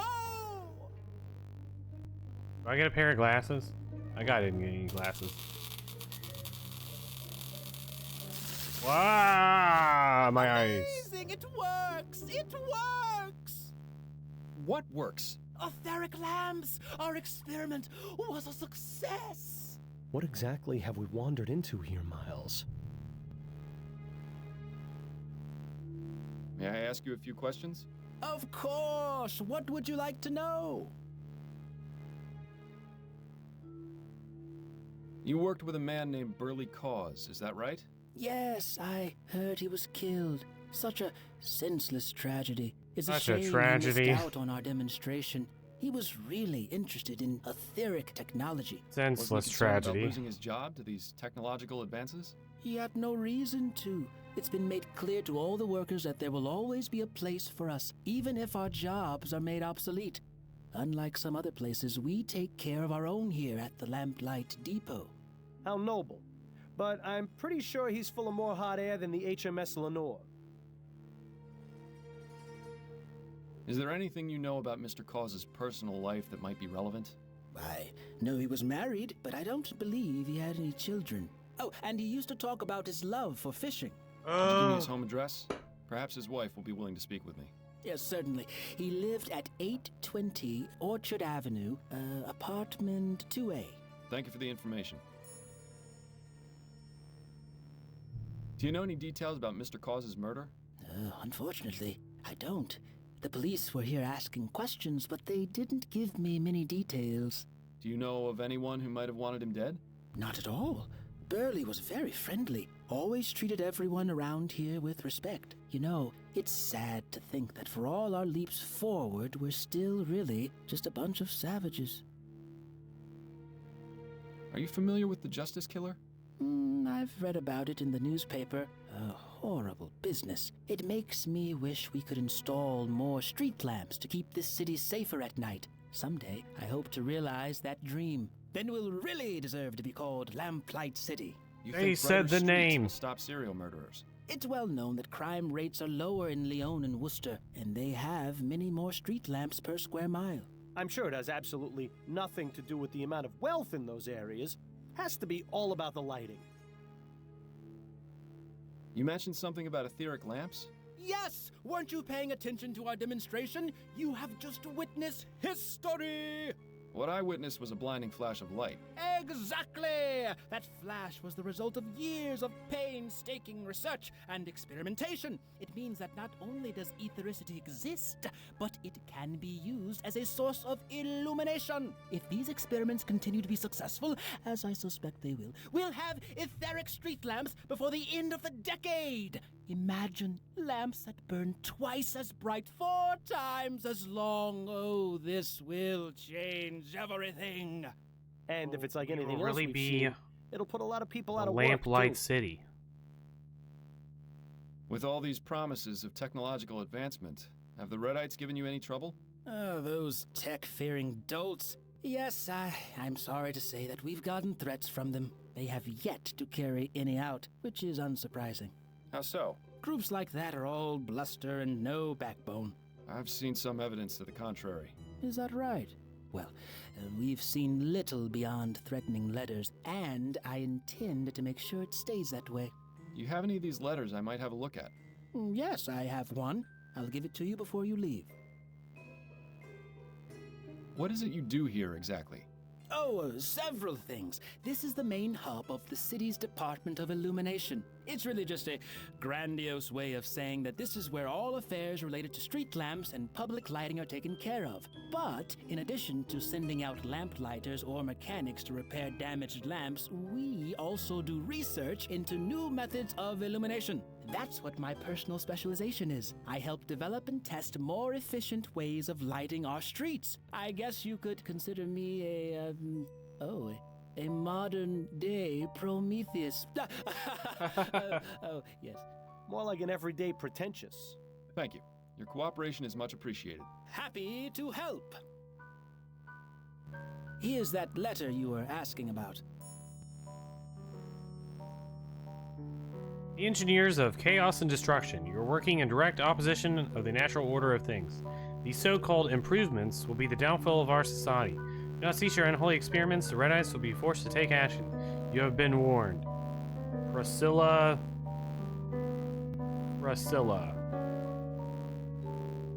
No Bayonetta? Now that's interesting. Like Whoever wrote this letter Machiavelli. signed it with initials. They can't have been so stupid as to make themselves so easily identifiable, can they?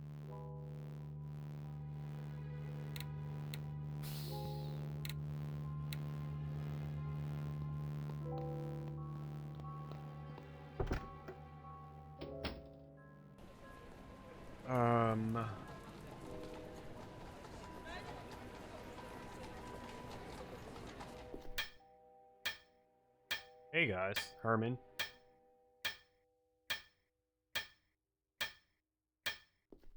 Good evening. Oh, see you again. Small world. Indeed. Mr. Oh. Shaw, was it? That's right. This is from Case 3. What brings you around to the cab depot? I wanted to ask you some questions if you can spare some time. Shouldn't be a problem. This is the guy from Case 3 that I think was... the homeless guy? Are you still living in Pumblechook Place? I am, sir. Things are more or less the same, except Roger's not around anymore. Suppose he must have moved on. Hope he isn't planning on coming back, because his paintings made for great kindling. Oh, I have a feeling he won't be. Ah, yes. So we only got this if we did the case and... Case 3, the one where I was the questionable one.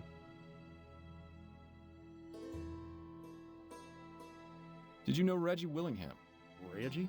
Sure, I knew him. Well, just as rather I didn't. Oh? Why do you say that? The man was first try. a scoundrel, a no-good bounder.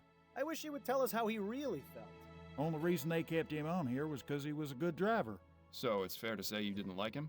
Nobody did. When I heard he'd been killed, wasn't exactly a surprise. If I treated people the way he did, I'd surely have a lot of enemies. Could you elaborate a bit on Mr. Willingham's behavior? Oh, he was a proud one. Thought he was God's gift to mankind. Always strutting around, bragging about how many gratuities he'd earned or how many fist fights he'd won against drivers from Phillips. He had the shortest fuse I've ever seen, too. Just looking at him the wrong way could set him off. I'd always laugh to myself when he'd brag about how many women he'd had in a week. Why is that? Because it was obvious he had to pay for the pleasure. A man like that isn't going to get a woman otherwise. Ooh, sick not burn. Be a hit with the ladies, but even I know that being a bastard is a surefire way to drive them off. Mm-hmm. Are you familiar with the so-called Justice Killer? I've heard a few rumors here and there about some murders in the Chum, but I haven't paid him much attention. There's plenty for me to worry about in my own life. Aren't you concerned for your safety? Not really. Well, I haven't done anything wrong. So if this loony's going around doing justice, nothing for me to worry about. He makes a good point. I think we need to get a better idea of what exactly these victims did to incur the wrath of our killer. Also, I just realized Reggie was the name that Linda mentioned. With the,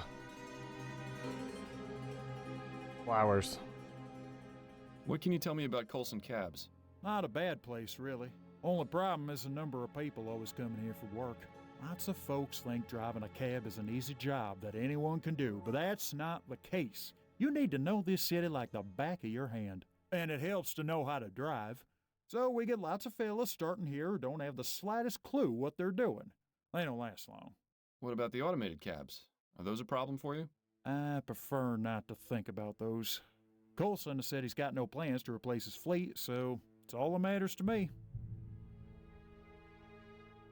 Yeah, this question, the Minecraft question that just came up, actually has 2 answers.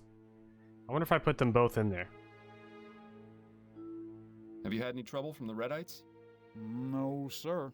They got no reason to give us any trouble. What with us still using horse-drawn cabs? I imagine the fellas over at Phillips have, but I can't be certain. We don't deal with those a lot if we can help it.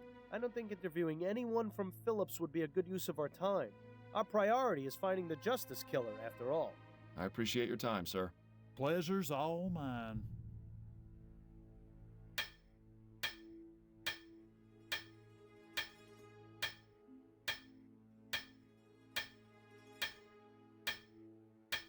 Oh my god, it is all coming together. Alright, hold up. All of our previous cases.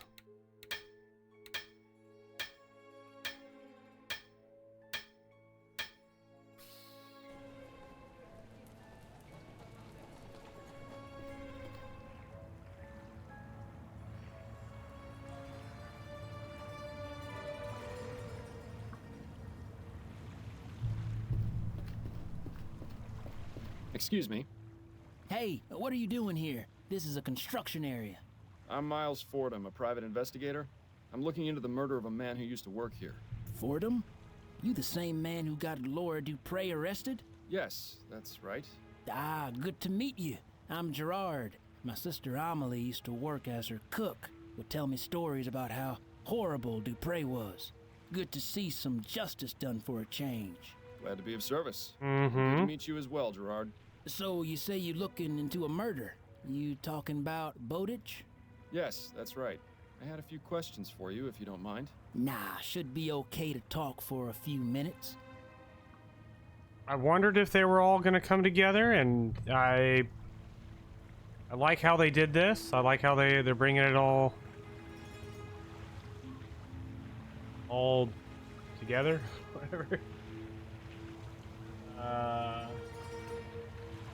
You worked with Ennis Bowditch, right? What can you tell me about him? Ennis was fun to talk to, always telling stories. Pretty sure most of them were made up. But it made time go by faster while we worked, and he made me laugh. We weren't really friends, but it's duller without him around, you know? Do you know what Bowditch did on his off time? Not really. I only saw him on the job. But I know he was seeing a woman. I forget what he said her name was, though. Did he mention anything else about her? Oh, sure, but I don't think they are the type of thing that would help you, if you get my meaning. Right.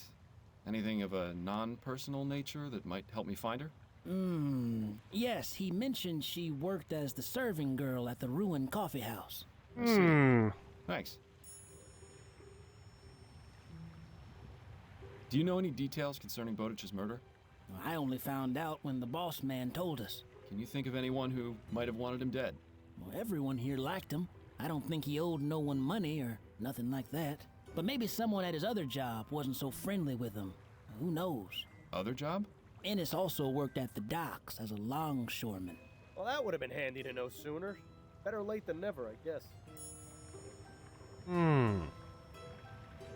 Are you familiar with the Justice Killer? Justice Killer?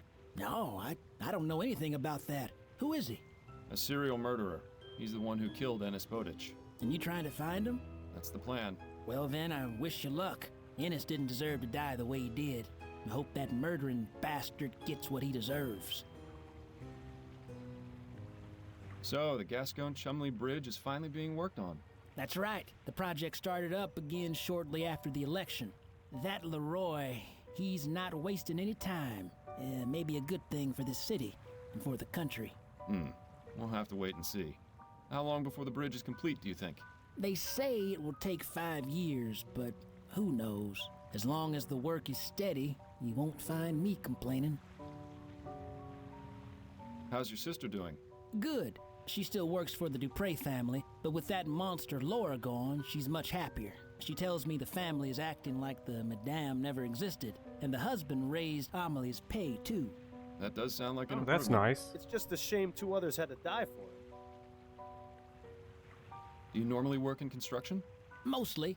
Sometimes I be doing other jobs here and there, but I'm lucky to have gotten this job. I think it will keep me in work for a long time, which is good because I have 3 mouths to feed at home. Be sure to watch yourself then. I hear these types of jobs can be dangerous. Uh-oh. Oh, believe me, I know. One slip up and bam, that's the end of you. But I always watch myself. Would you happen to know anything about the Redites? I heard some of the other men talking about them, but I don't ask too many questions. Seems to me they just a bunch of angry and confused people with no other way to express themselves than lashing out. I admit I feel sorry for them. You're not worried about Steam Tech putting you out of a job? Nah. Machines can only do so much. You still need a man to make them work or to fix them when they're broke. I think them Redites are just making a big fuss over nothing. Thank you, Gerard. I appreciate the information. Not a problem, boss. Boss? Safe for only 25 men at once. I used to draw the line at 2. Man. What a safe-looking bridge.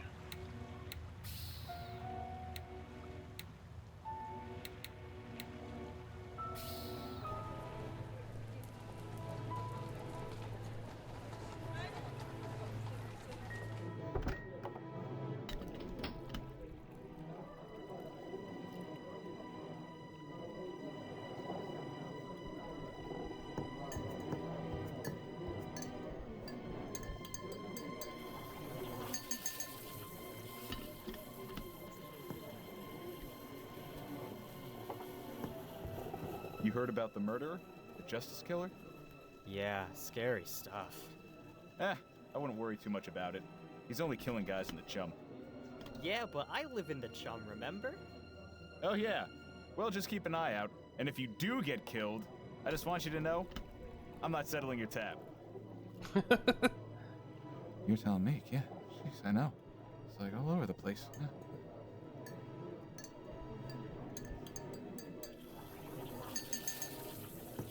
Begging your pardon, miss.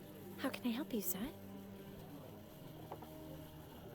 I understand you were involved with Ennis Bowditch. Was involved, yes. I haven't spoken to him in nearly 2 months. Oh, were you not aware of his death then? What? Ennis is dead? Well, this is awkward. Indeed. I'm sorry to have to be the bearer of bad news. How did it happen? I'm afraid he was murdered. Murdered? By who? And why? Those are exactly the questions I'm trying to answer myself. Oh, I see. Are you a detective? A private investigator, yes. Well, I'll answer what I can. If it helps any, that is. I'm certain it will. Pretty sure that question is from the old hashtag trivia.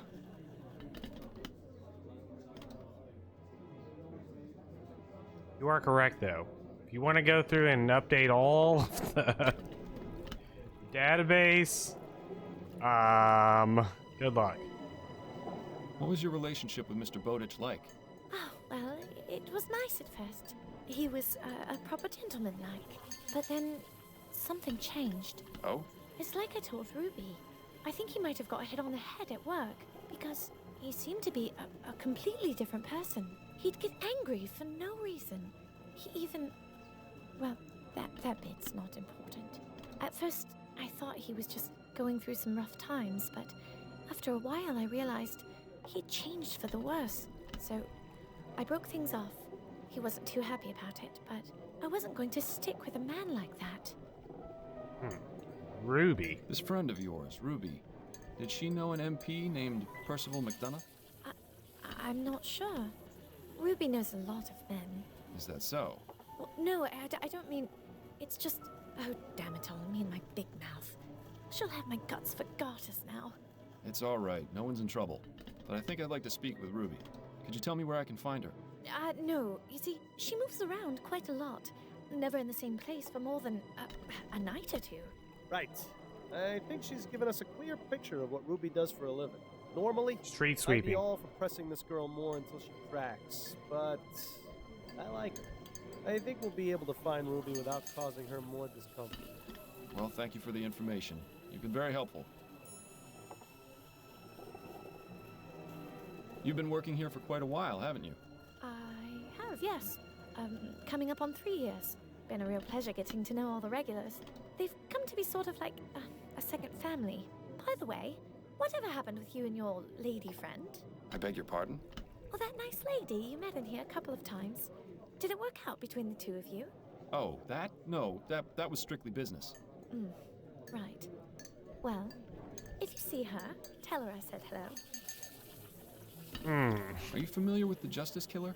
Justice Killer? Is that some kind of pesticide?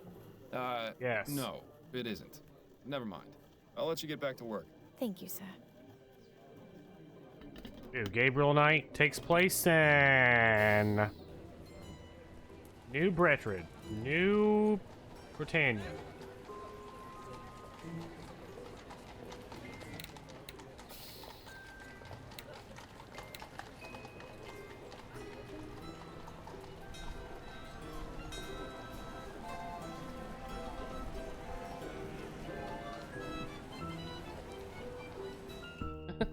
All hail Britannia. Any Kogios watchers in chat? Apartment 2A. This is the place.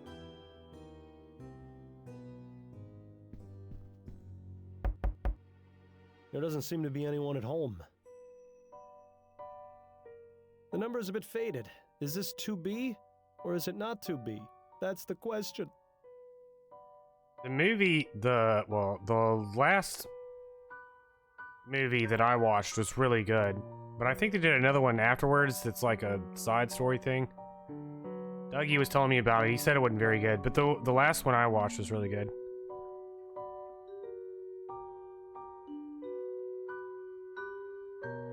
You should at least watch some of the new stuff, like the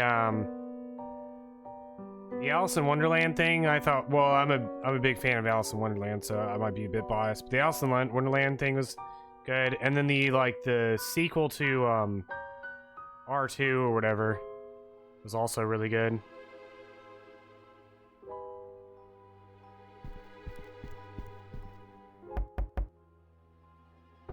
Yeah? May I help you, young man? Hello, madam. My name is Miles Fordham, and I'm a private investigator. I have some questions about your neighbor. You mean my former neighbor? Yes. In any case, I'd appreciate it if you could help me with some information. Nah, I don't think so. The last person to ask me about him was that awful policeman. I don't want to have to go through that again. I'm sorry you had a bad experience, but I can assure you I won't give you a hard time. Well, that's easy for you to say, but actions speak louder than words. Uh-oh. I think I know where this is going. Is there anything I can do for you then? Well, since you asked, my layabout husband is out wasting our retirement fund with his drinking. Go find him and bring him back here. Then maybe we can talk. Oh, wonderful. Oh my god. Now we're So many playing side babysitter. quests. You'll find him at the Silent Raven. It's not too far from here. Yes, I know it. Good. My husband's name is Kurt Williamson. You tell him his wife Ethel wants him home at once. I'll do my best, Mrs. Williamson.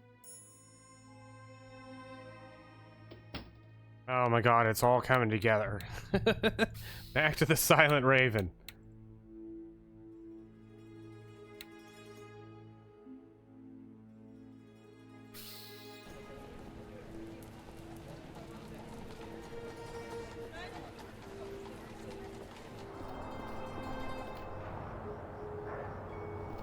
Dude, there's still a hole in the ground. Nobody put that back together?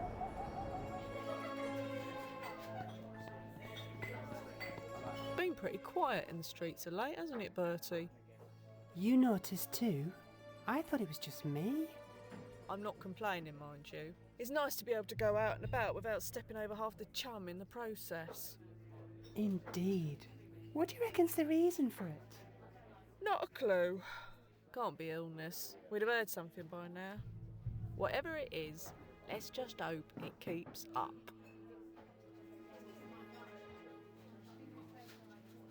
I never thought I'd see that bridge finished in my lifetime. I know. Who'd have thought? They're saying it might even be done by the end of this decade. Bet you're looking forward to spending more time in Gascoigne. Eh, Rose? God, no. I wouldn't be caught dead there. Nothing but a bunch of thieves and drunk sailors.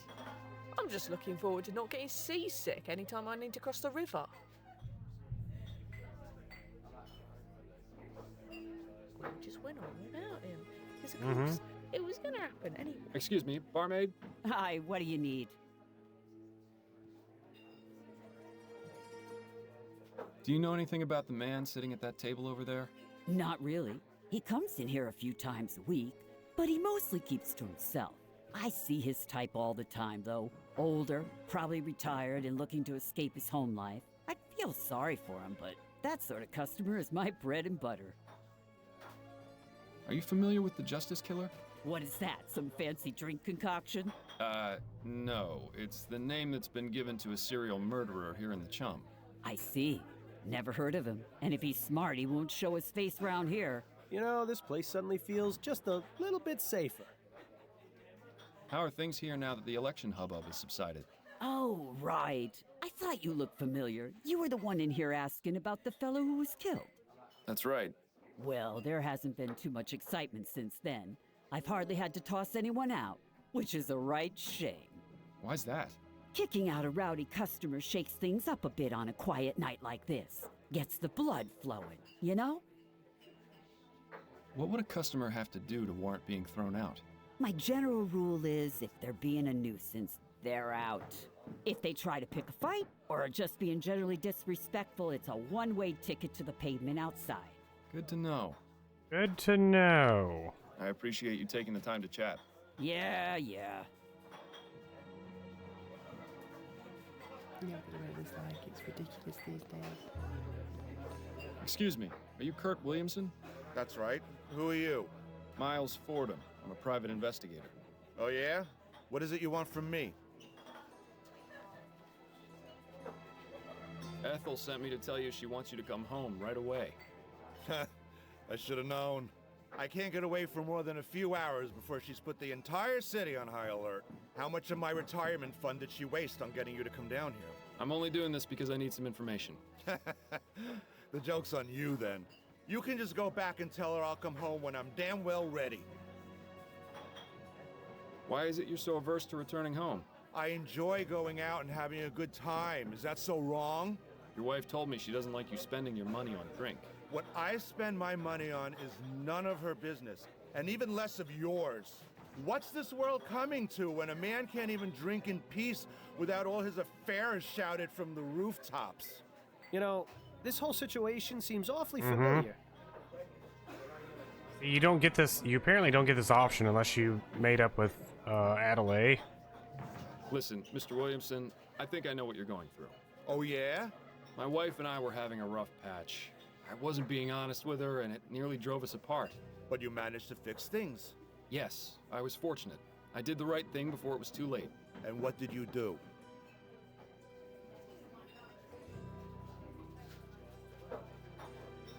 Hold on.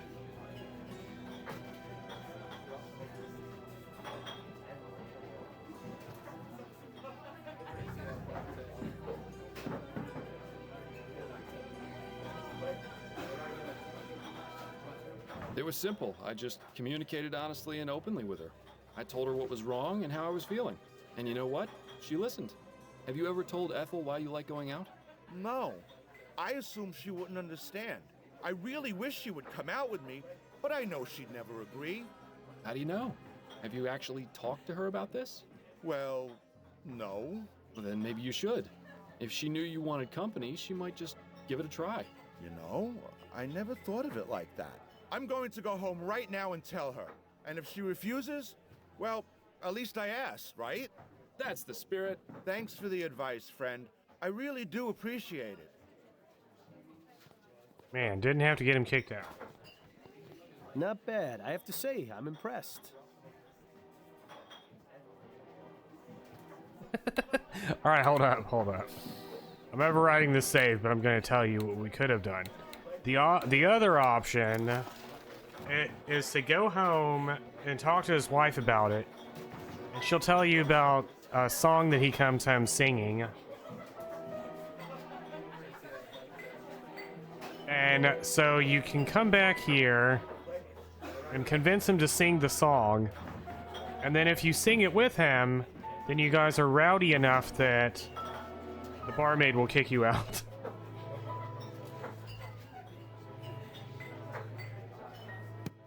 We're not doing all that.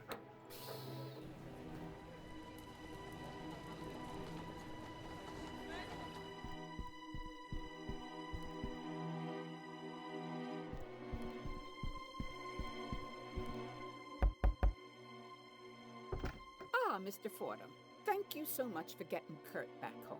Don't mention it. Now, would you be willing to answer some questions? Well, yes, of course.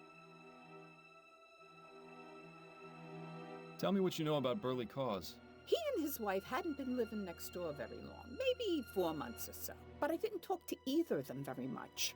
They weren't interested in being neighborly, I guess. It's a shame, really. Maybe if we had known one another better, something like this could have been prevented. What happened on the day Mr. Cause was killed? I was here, at home, doing my knitting as usual. All of a sudden, I heard a loud bang. It sounded like a gunshot. I went and knocked on Mrs. Cause's door, but there was no answer. I did notice a smell, though, like flowers. Something seemed wrong, so I decided to report the incident to the police. Not long after that, an officer showed up and started asking questions. Awful man he was, so rude. I could report him, but I forgot his name. I think it started with a P. Parsons? Yes, Wait. that's him. He called for some more officers and they got into the apartment. That's when I found out Mr. Cause had been murdered. This is the case that we sent him on to get rid of him in the one chapter where we had to go back and, like, have him investigate a case. We had to trick him into leaving. It was a gunshot. This was that case. Where is Mrs. Cause now? I don't know, with her mother maybe. That's usually how it goes. You wouldn't happen to know where that is, would you? Afraid not, but there is one other thing. Yes? Don't say I told you this, but, well, I used to hear the two of them through my wall. I Oh, tried yeah? ignoring it since it's really none of my business, but it became impossible. What was it you heard? I don't believe they had a happy marriage. They Oh. have awful fights a couple times a week. What would they fight about? Oh, all sorts of things. The worst one was when she discovered he was going to a brothel. I think he might have hit her on a few occasions, too. But it can't be certain. I hope you don't think me a horrible old gossip, but I thought you might like to know. Not at all. I'm glad you told me. Are you familiar with the Justice Killer? You mean the serial killer who's been killing men in Chumley? That's the one. Nah, never heard of him. What? I'm just pulling your leg, Mr. Fordham. I like this one. She's got spirit. Unfortunately, I only know what I've read in the Gazette, but it's scary to think some maniac is loose on the streets doing such terrible things. And with Kurt going out by himself for hours at a time, oh, I don't like it one bit. How long have you been living here? Well, Kurt and I moved in shortly after we were married, so it's been about 34 years. Goodness, that's a long time to be living in one place. Yes, well, the building may be a bit run down, and it gets colder than cold in the winter, but the rent has always been cheap. You can't really ask for much more than that. I appreciate your time, Mrs. Williamson. Have a good day, Mr. Fordham. Uh-huh. Uh-huh.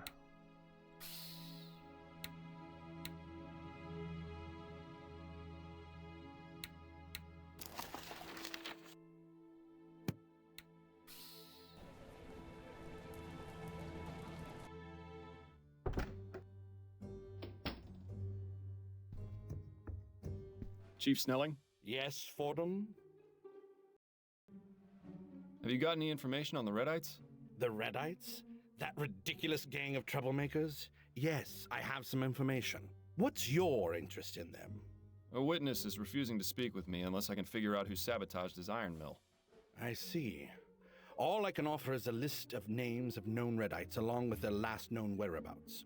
But I remind you that you only have until tomorrow afternoon before this indulgence expires, and I throw you in jail.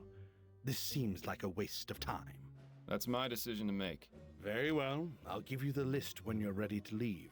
I need to get back to my investigation. Yes. Time is not on your side, Fordham. Here you are. This is the most recent list of known Redites.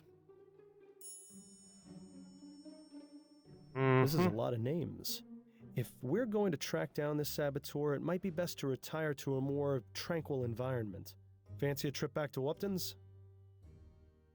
There was a PF on there.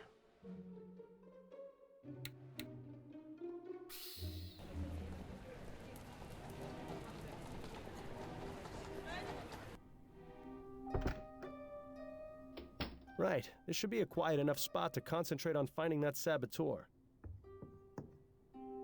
I just hope Upton doesn't mind you turning her parlor into your own personal study. I'm sure she'll have no objection. Now, let's have a look at that list again. I think we can rule out Mr. Sullivan as a suspect. He's Western Vespuccia's problem now. Unless Mr. McKee has escaped from prison, which I highly doubt, he's not our man. Paris Wilson. Those initials don't match the ones on the letter. I don't think this is our suspect. If dead men could cause explosions, let's just say things would be a lot different. This clearly isn't the right suspect. Lucian Donaldson. Those initials don't match the ones on the letter. I don't think this person is our suspect. Peyton Ferguson. The initials match those on the letter we got at the Lamplight Depot. I'd say it's our best bet.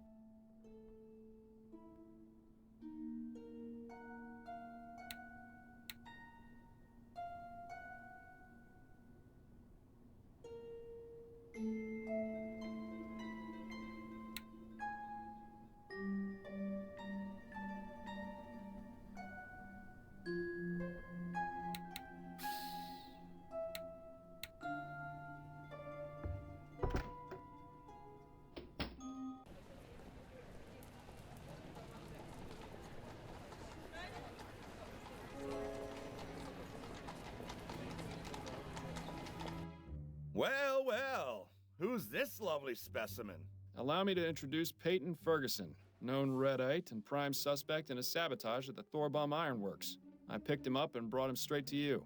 Ooh, a saboteur. Just leave him to me and I'll make him feel right at home. Please Not find even the like- Justice Killer soon, Miles. Being Giles' prisoner is not my idea of a good time. Right. I'll leave you to it then. That's not even like cuffed or anything. He's just hanging out. Right.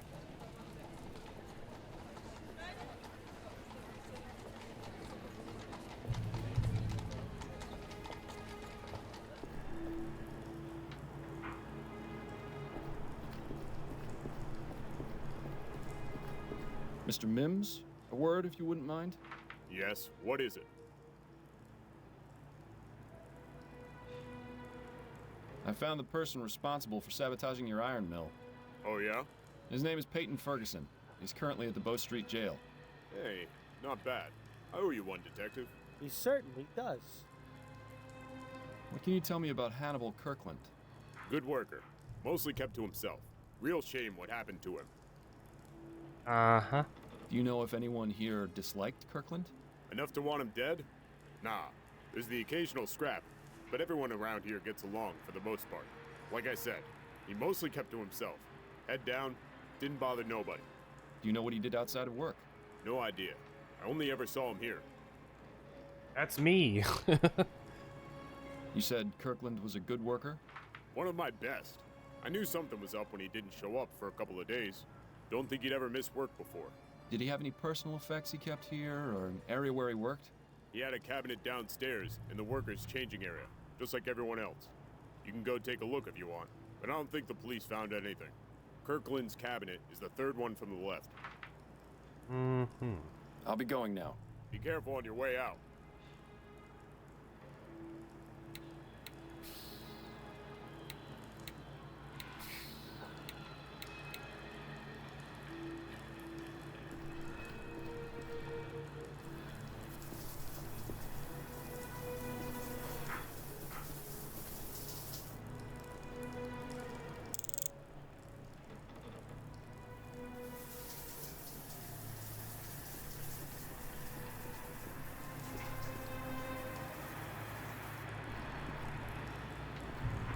Mr. Mims, a word if you wouldn't mind? Yes, what is it? Are you familiar with the Justice Killer? The who? He's a serial murderer who's killed 5 men over the past 4 months. Is that right? Never heard of him. He may have killed one of your men. Weren't the police here asking about it? Oh, is that what that was all about? I know they came poking around here a while back, but I was busy dealing with other things. It's nice to see the lines of communication here are wide open. True. Would you happen to know the combination to Hannibal Kirkland's cabinet? No. Every worker sets their own combination, and I don't ask for it. What happens if they were to forget it? Well, I have them come up with some sort of personal reminder and keep those in a file. And do you still have Kirkland's? I'll give it to you as soon as we're done talking. Yo, congratulations on winning trivia. I'll be going now. Be careful on your way out. There you go. You're lucky I only clean out my files at the end of the year. See, I always told you I wasn't disorganized. Just preparing for the future.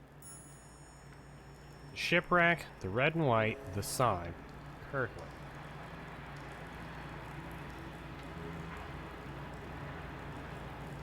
Sign. 2.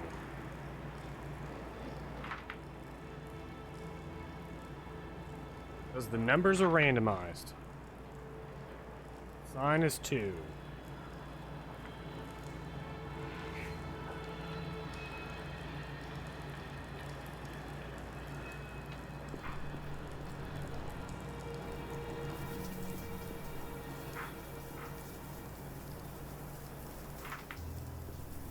That's a 1. 1.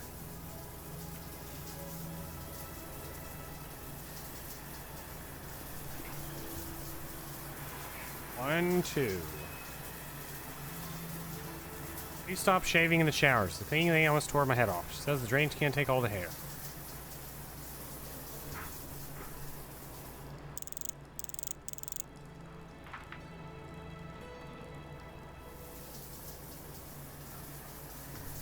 Not a 1.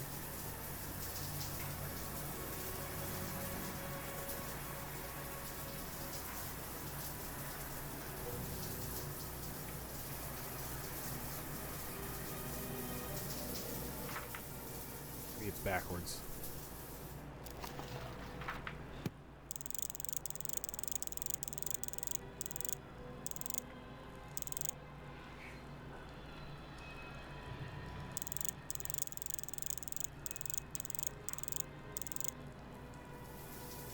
RHS 113. That looks like a 1, right? That's a 2.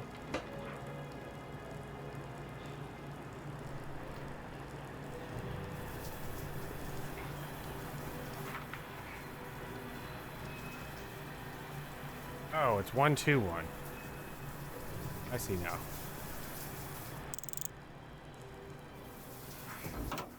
Empty. That's disappointing. Not completely empty. There's something at the bottom here. Gilded Lily.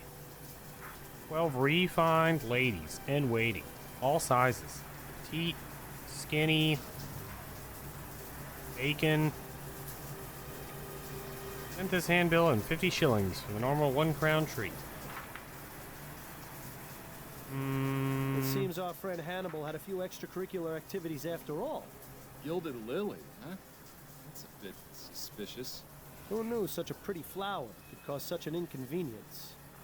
The answer to that question is me, in case you were wondering. Flowers bring nothing but trouble. Trouble and snot. That's enough, Bill. We need to get a move on. Where do I know this name from? What chapter was this in?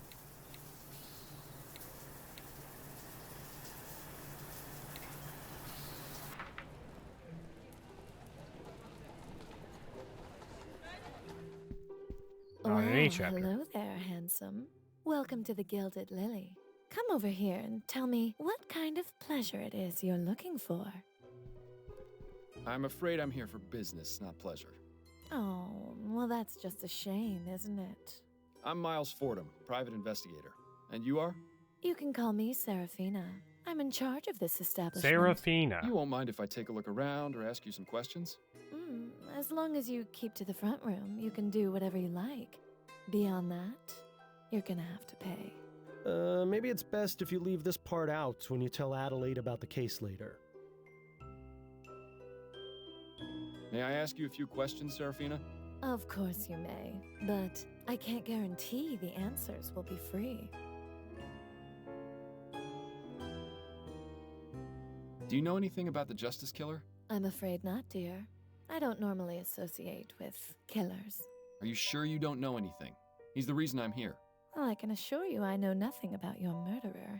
If the trail has led you here, it's surely just coincidence. Yeah, she seems awfully certain of that. It's a good thing we don't believe in coincidences. Did you have a man named Hannibal Kirkland as a client? I make it my practice not to learn the names of any customers here, Mr. Fordham. I hate to disappoint anyone who comes through those doors, but discretion is paramount in this business. Well, at least you know you can trust these women with your secrets. Do you by chance have a girl named Ruby in your service? Ruby? Yes, she's one of our newest girls. She's not in any sort of trouble, is she? Not at all. I merely wanted to speak with her. Well, she should be in the dressing room. If you go through the rear door and follow the hallway down, it's the last door on the left. I see. Thank you. They're just gonna let me walk through? Did you know Percival McDonough? The politician? I knew who he was, but never met him personally. He was seeing Ruby, wasn't he? Not regularly, no. In fact, his first and only visit with her was yesterday. Were you aware that he was murdered shortly after that? I had no idea. How terrible. Yes, it is terrible. This means she's lost a potential repeat customer. This is a lovely establishment you have. And such a nice name, too. Thank you, my dear. It wasn't always called the Gilded Lily, though. We were formerly known as Le Maison de Tolérance. What inspired the name change? Ah, that's a bit of a long story. Not worth getting into. How long have you been operating? Going on 25 years. Business has been good. There's a reason this is the world's oldest profession, you know. So, how did you get into this business? Like many of the other girls, it was the best of some bad options. I had no interest in being beholden to a husband. I may be a fallen woman, but better to fly and fall than to have your wings clipped. Do you enjoy the work? It's a job like any other, Mr. Fordham. There are good days and there are bad days. But my girls are my family. We take care of each other. I couldn't ask for anything better. Thank you for your time. Of course, my dear.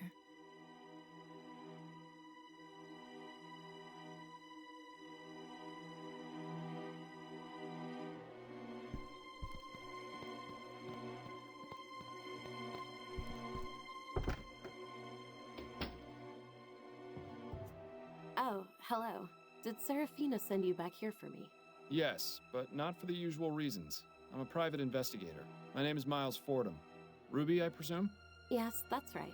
What do you need from me? Just some information. Well, I'll do my best.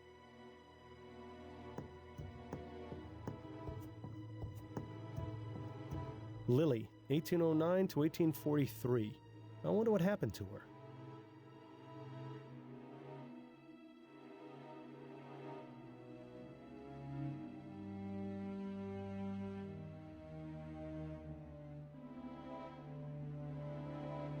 That's a nice locket for being such a cheap piece of jewelry. No lilies? Seems like a missed opportunity.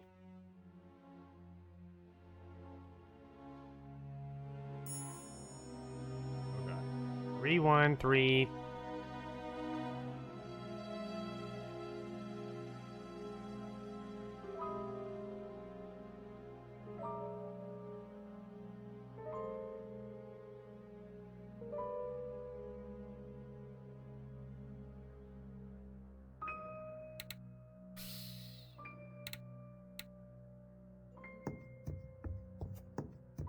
So, Ruby, Yes?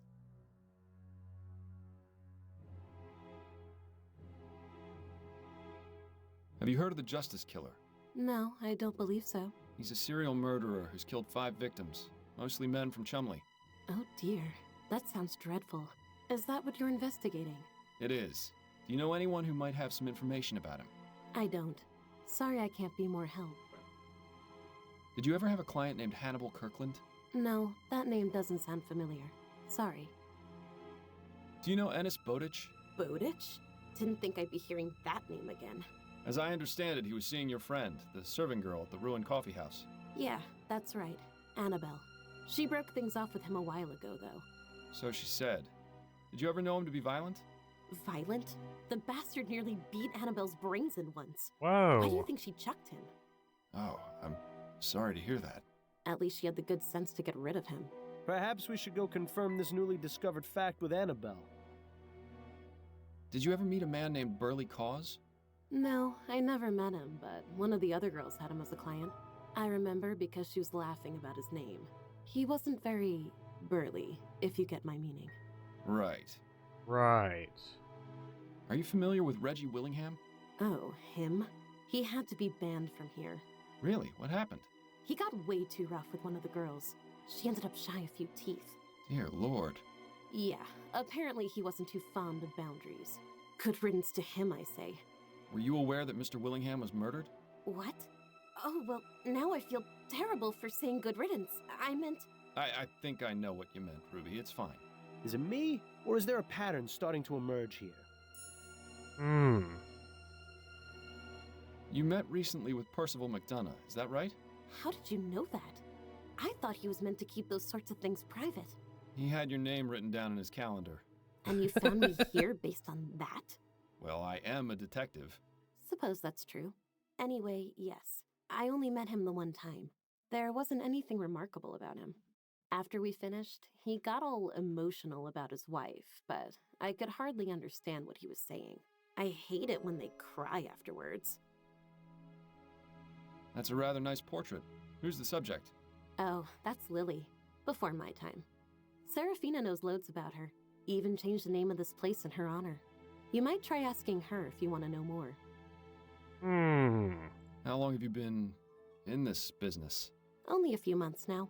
Used to work at a kitchen, but then they brought in some of those new automated machines. Ah, sadly familiar story. At least this profession isn't in any danger of being made obsolete by steam tech. Cold steel can never replace a warm touch. Let's just hope that's true. I'll just leave you to it then. Thanks, love. 100 more years, lady. I was trying to figure out how I could work in the Gardevoir doll into this. Can't figure it out.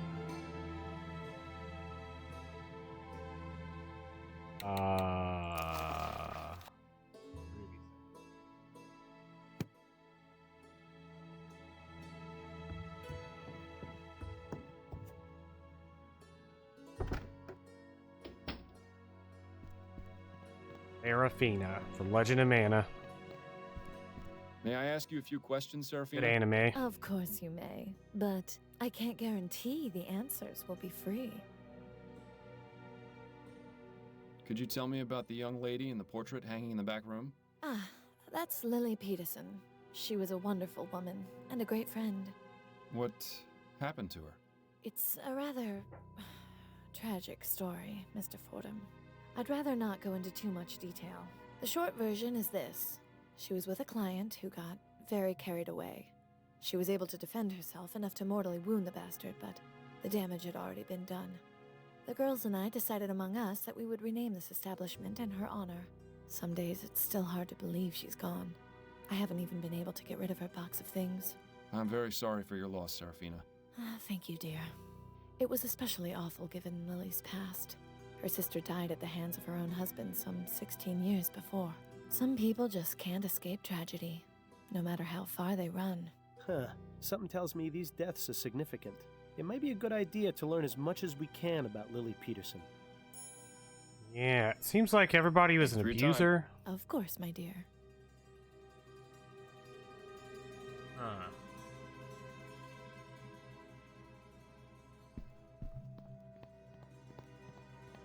Justice for Lily. That's what I'm thinking. That's why there's Lily set left at every scene.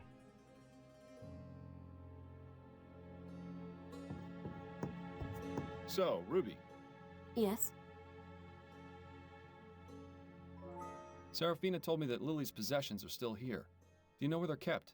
Yeah, in that cabinet over there. Lily had a special place in Serafina's heart. I don't think she has the nerve to get rid of this stuff yet. Do you think I could take a look through it? Oh, I don't know. Serafina never has to know. I promise I'll only look, not touch. If I had a crown for every time I'd heard that. But, alright. As long as you keep your word and don't take anything from the box, I'll let you have a look. I'll get it for you after. I'll just leave you to it then. Thanks, love. I'll just take everything out of the box.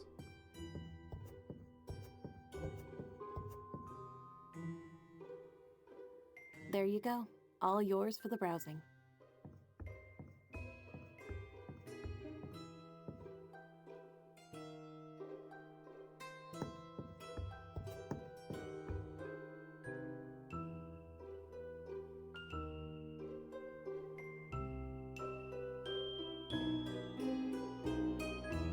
These don't look too valuable. That cheap ring must have had sentimental value because otherwise there'd be no point in keeping it. Nice scarf, impressively clean too. Lily clearly took care of her things. Let's see what we have in here. Dear Miss Peterson, while it's unorthodox practice for a detective to maintain contact with the relatives of a victim after the case had been closed, your story has touched me on a deeper level. Please let me know if there is anything I can do to help your mourning this something time. I understand you have decided to take it upon yourself to raise your sister's son. Oh my god. And for that, I commend and respect your strength of will. Again, I do not hesitate to contact me if there's anything I can do to your help. Raise your sister's son.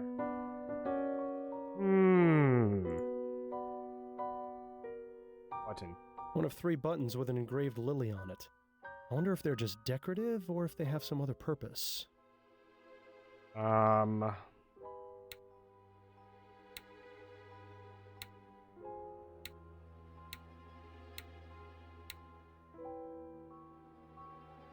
What? Well now, I think we just found ourselves a bonanza. Aunt Lily, I tried. God knows I tried, but I couldn't let that bastard get away with his crime. Refused to watch you suffer the same fate as Mother. Justice had to be done. Snuffed out his life, just as he tried to choke yours out of your body. The blood that stains this letter is his. As I write this, you're in a hospital bed, unconscious. I don't know if I'll ever be able to speak with you again, but I am placing this letter in your secret place in the hopes that you will someday be able to read it. In the meantime, I have discovered my true calling. I must dispense justice to those who harm innocent women. I've seen the cycle of violence go on for far too long.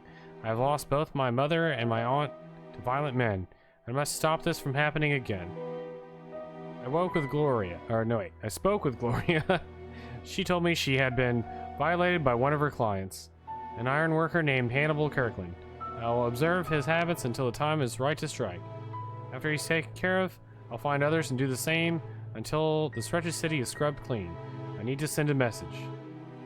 Love to something always. Love you always. Well then. Well.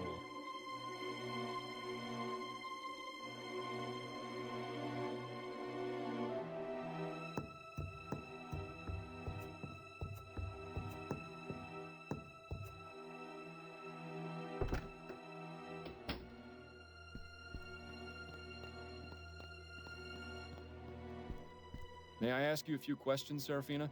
Of course you may. Serafina, what can you tell me about Lily's nephew? Her nephew? I didn't know she had a nephew. Lily didn't talk much about her family, as you can probably imagine. You're not lying to me, are you? I have nothing to hide from you. Except maybe the truth. But I don't think we have what we need to make her talk. If there even is anything that would make her talk. Thank you for your time. Of course, my dear.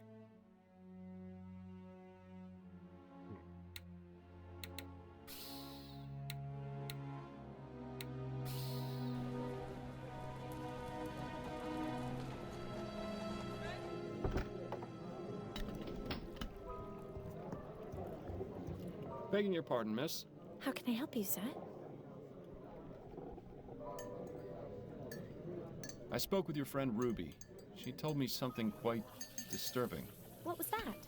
She said that Ennis had fits of violence, and that the reason you ended your relationship was because he hit you.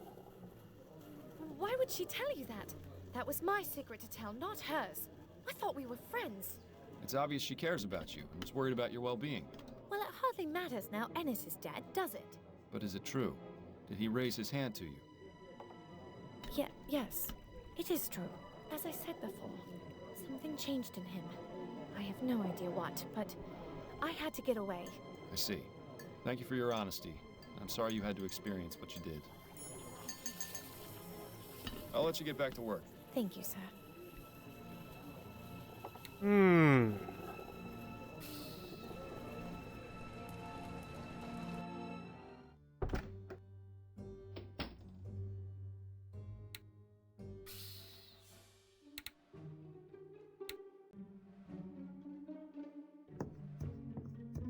Chief Snelling? Yes, Fordham?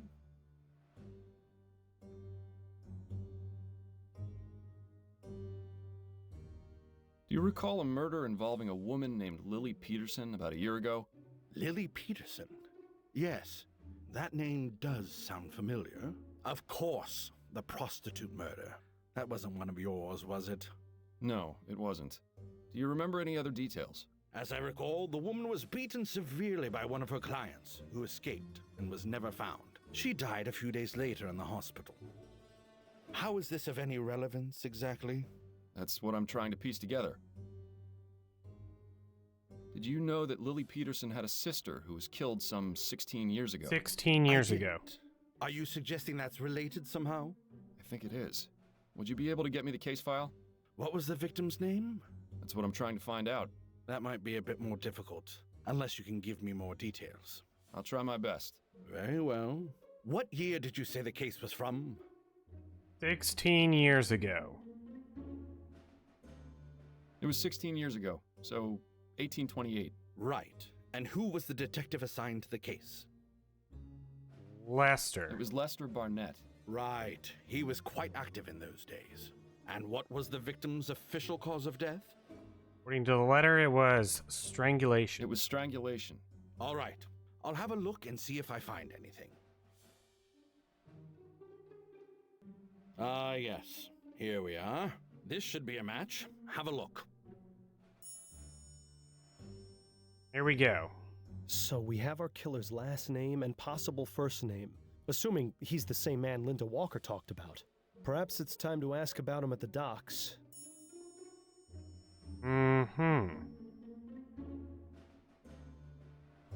Where's his first name?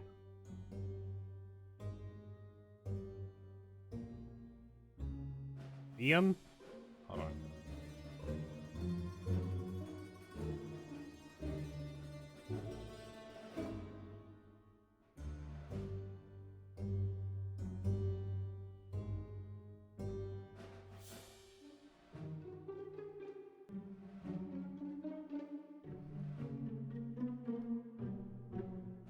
I don't see the name in here anywhere.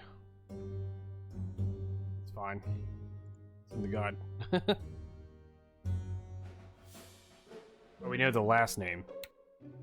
The first name is from the Linda case or whatever. Walker's case.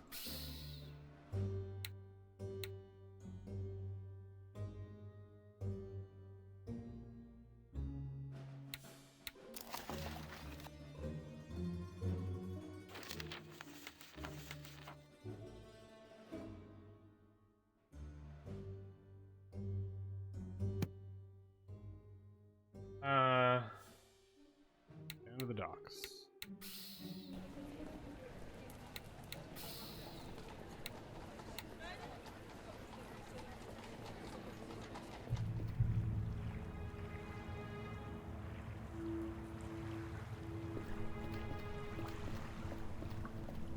Trevor Hastings, is that you? Why, Detective Fordham. Fancy seeing you again. What brings you down to the docks? I'm trying to track down a serial murderer, who I believe is the same man who was breaking into the flower shop. You don't say. I wish I could help you. but the guy never came back after the night you and your partner came around. Well, there wasn't Where is your Lily's at the partner last anyway? thing. Oh, he's around. Well, give him my regards. Now, if you'll excuse me, I need to get this crate back, or Cecilia will have my head on a platter. Of course. Good seeing you again. He's around? That's probably the most clever thing you've said in months. Well done. This was the delivery guy, right? I think he was the delivery guy from the prologue.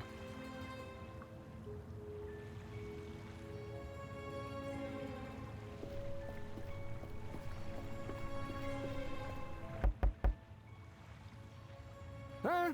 What? Who is it? Hello, sir. I was wondering if I could ask you a few questions. Go ahead, but make it quick. Time is money, after all. Did you employ a man named Ennis Bowditch? I did, yes. He only worked for me occasionally, but he was always punctual and performed his job well. I learned recently that he had been killed. It was a tremendous shame. Workers of his caliber are so hard to come by. Do you have any information relating to Mr. Bowditch's murder? I'm afraid not. The truth is, I knew very little about him. It's the same with most of my men. I have a business to run, you see. It affords me very little time to socialize.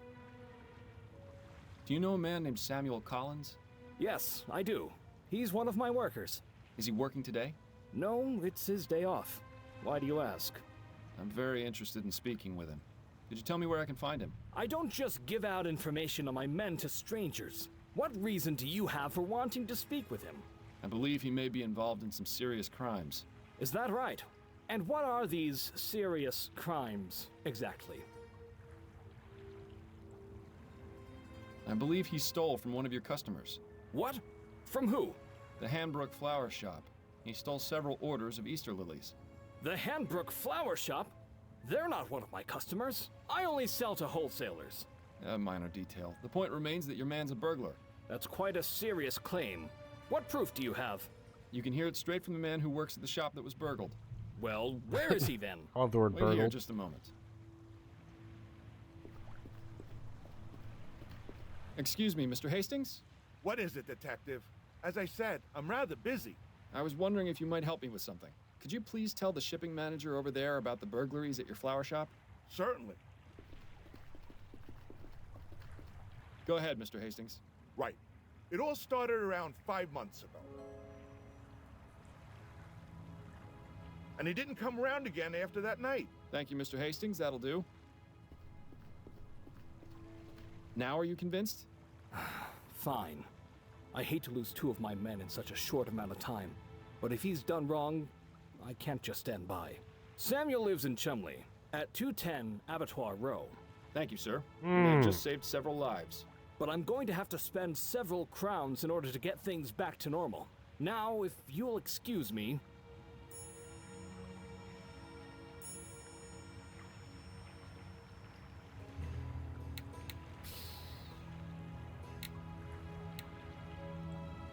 Let's see here, hold on.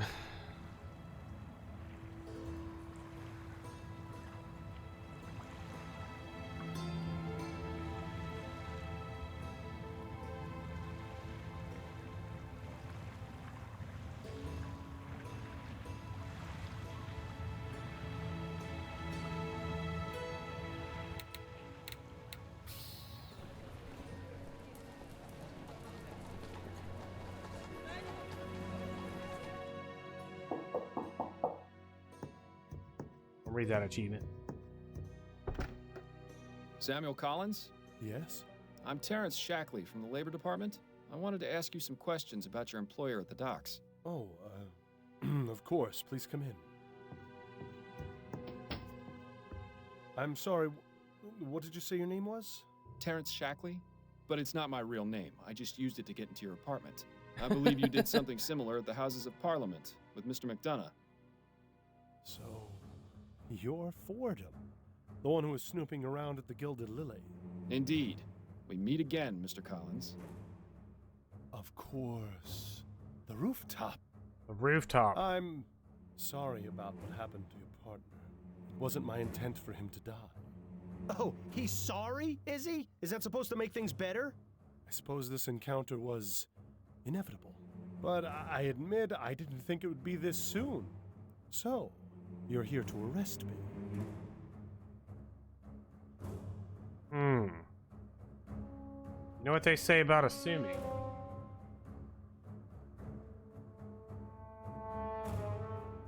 Assumptions are like souffles. Making them seems like a good idea, but they soon prove to be more trouble than they're worth. Not to mention they're puffed up with air and deflate when you poke them. So you're not planning to arrest me? That makes sense. Arresting you wouldn't be proper justice. You've taken so many lives. Oh, please. Every one of those men deserve what they got.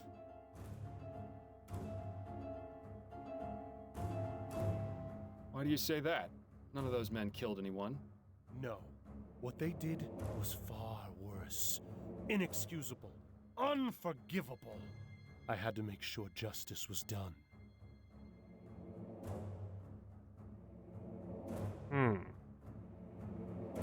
I understand your reasons, but that doesn't mean your actions were justified.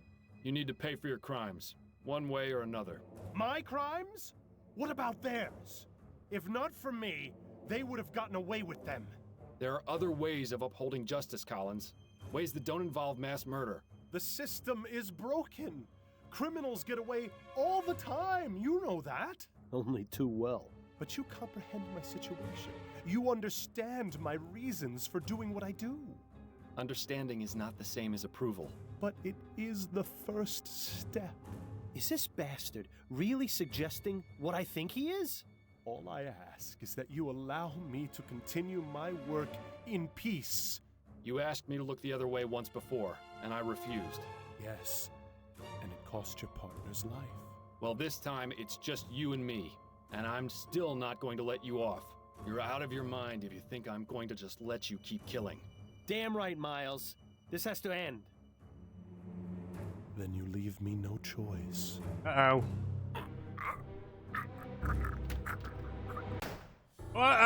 Fordham, are you all right? I didn't get shot. Yes, I'm fine. What if he had Thank shot God me you're and then a better I... shot than I yeah. was. If he had shot me and then I this is our justice killer? possessed him. That's right. I suppose congratulations are in order. You did well in finding him. Thank you, Chief Snelling. I'm glad we were finally able to work together.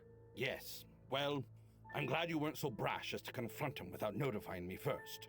Perhaps there is hope for you yet. Now then, I'll go get the other officers so we can lock down the scene and remove the body. Wait here. Quite a night, eh, Bill? Bill? Are you there? Bill? Bill. He was never there to begin with. It was all a dream. 2 weeks later.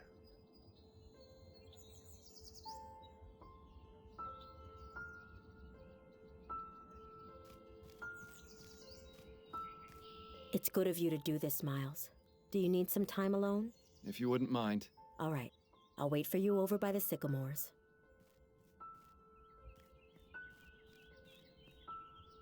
So, it's finally over. I have to admit, it's been strange not hearing you all the time anymore. Never in a million years did I think I would actually miss it. But the important thing is you've moved on, and I got what I was looking for. I'm starting up my own private detective agency, you know.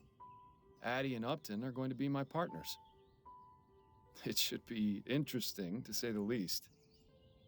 Oh, that reminds me. It's because of what we did. We made up with her. It's not much, but... If you go straight to Upton's, it says Upton appears here. Thank you for all your help, Bill. I truly would have been lost without it. Don't wake up, your grave is on fire.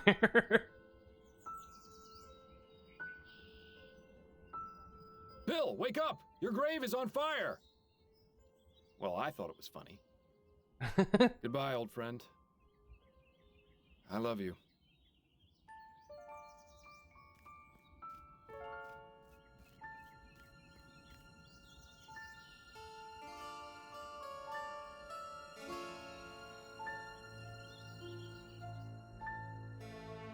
Yo, correctly solved every case. The perfect run. Couldn't have done it without the gun. Maybe. I might have been able to do it. Who knows? Good work, Francisco Gonzalez. We've done it. It's Ogre.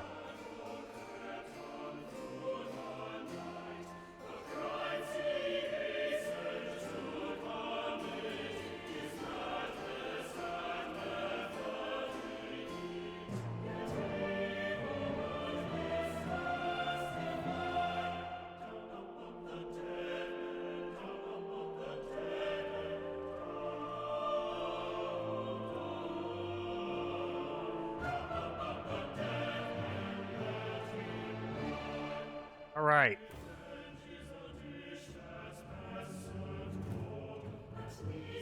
You give it a 4 out of 10. This one's a little weird. I think. Okay, hold on. I stand by everything I've been saying so far. I think it was really well done. I think it was really well written for what it was. It was just not my cup of tea. I do think.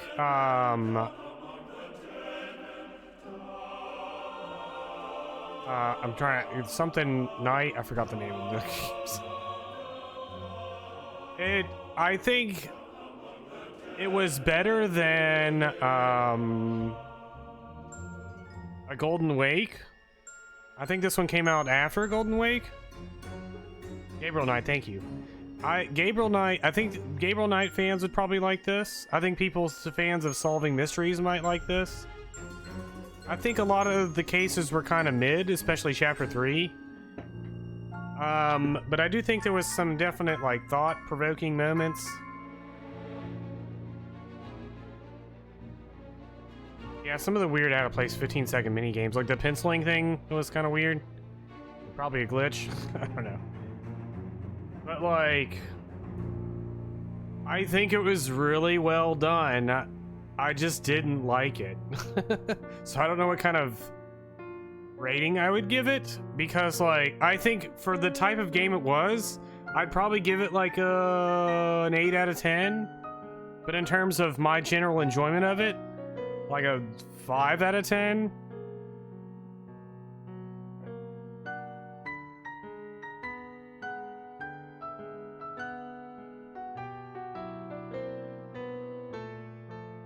It just wasn't my thing.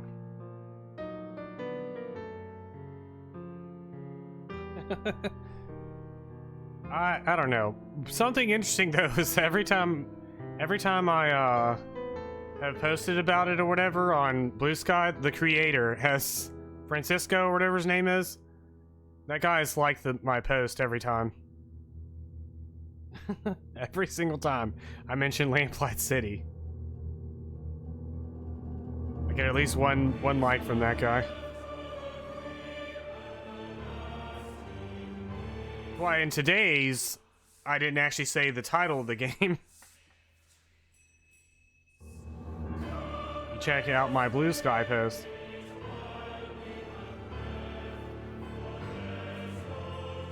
Anyways, I hope Blackie watches the VOD. I think Blackie would maybe like this game.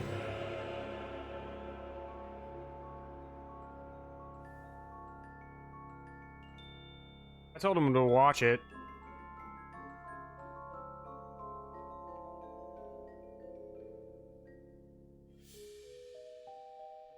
He's doing a new game called Rosewater that I think it hasn't come out yet, that I've been interested in. I don't know if I'm as interested in it now after playing this one.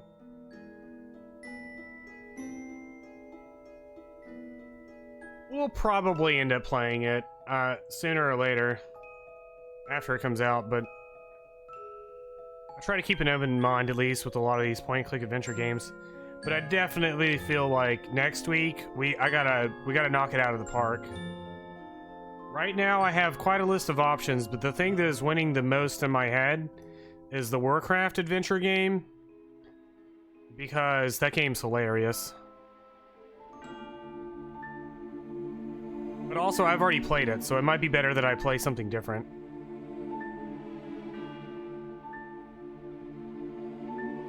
Zug.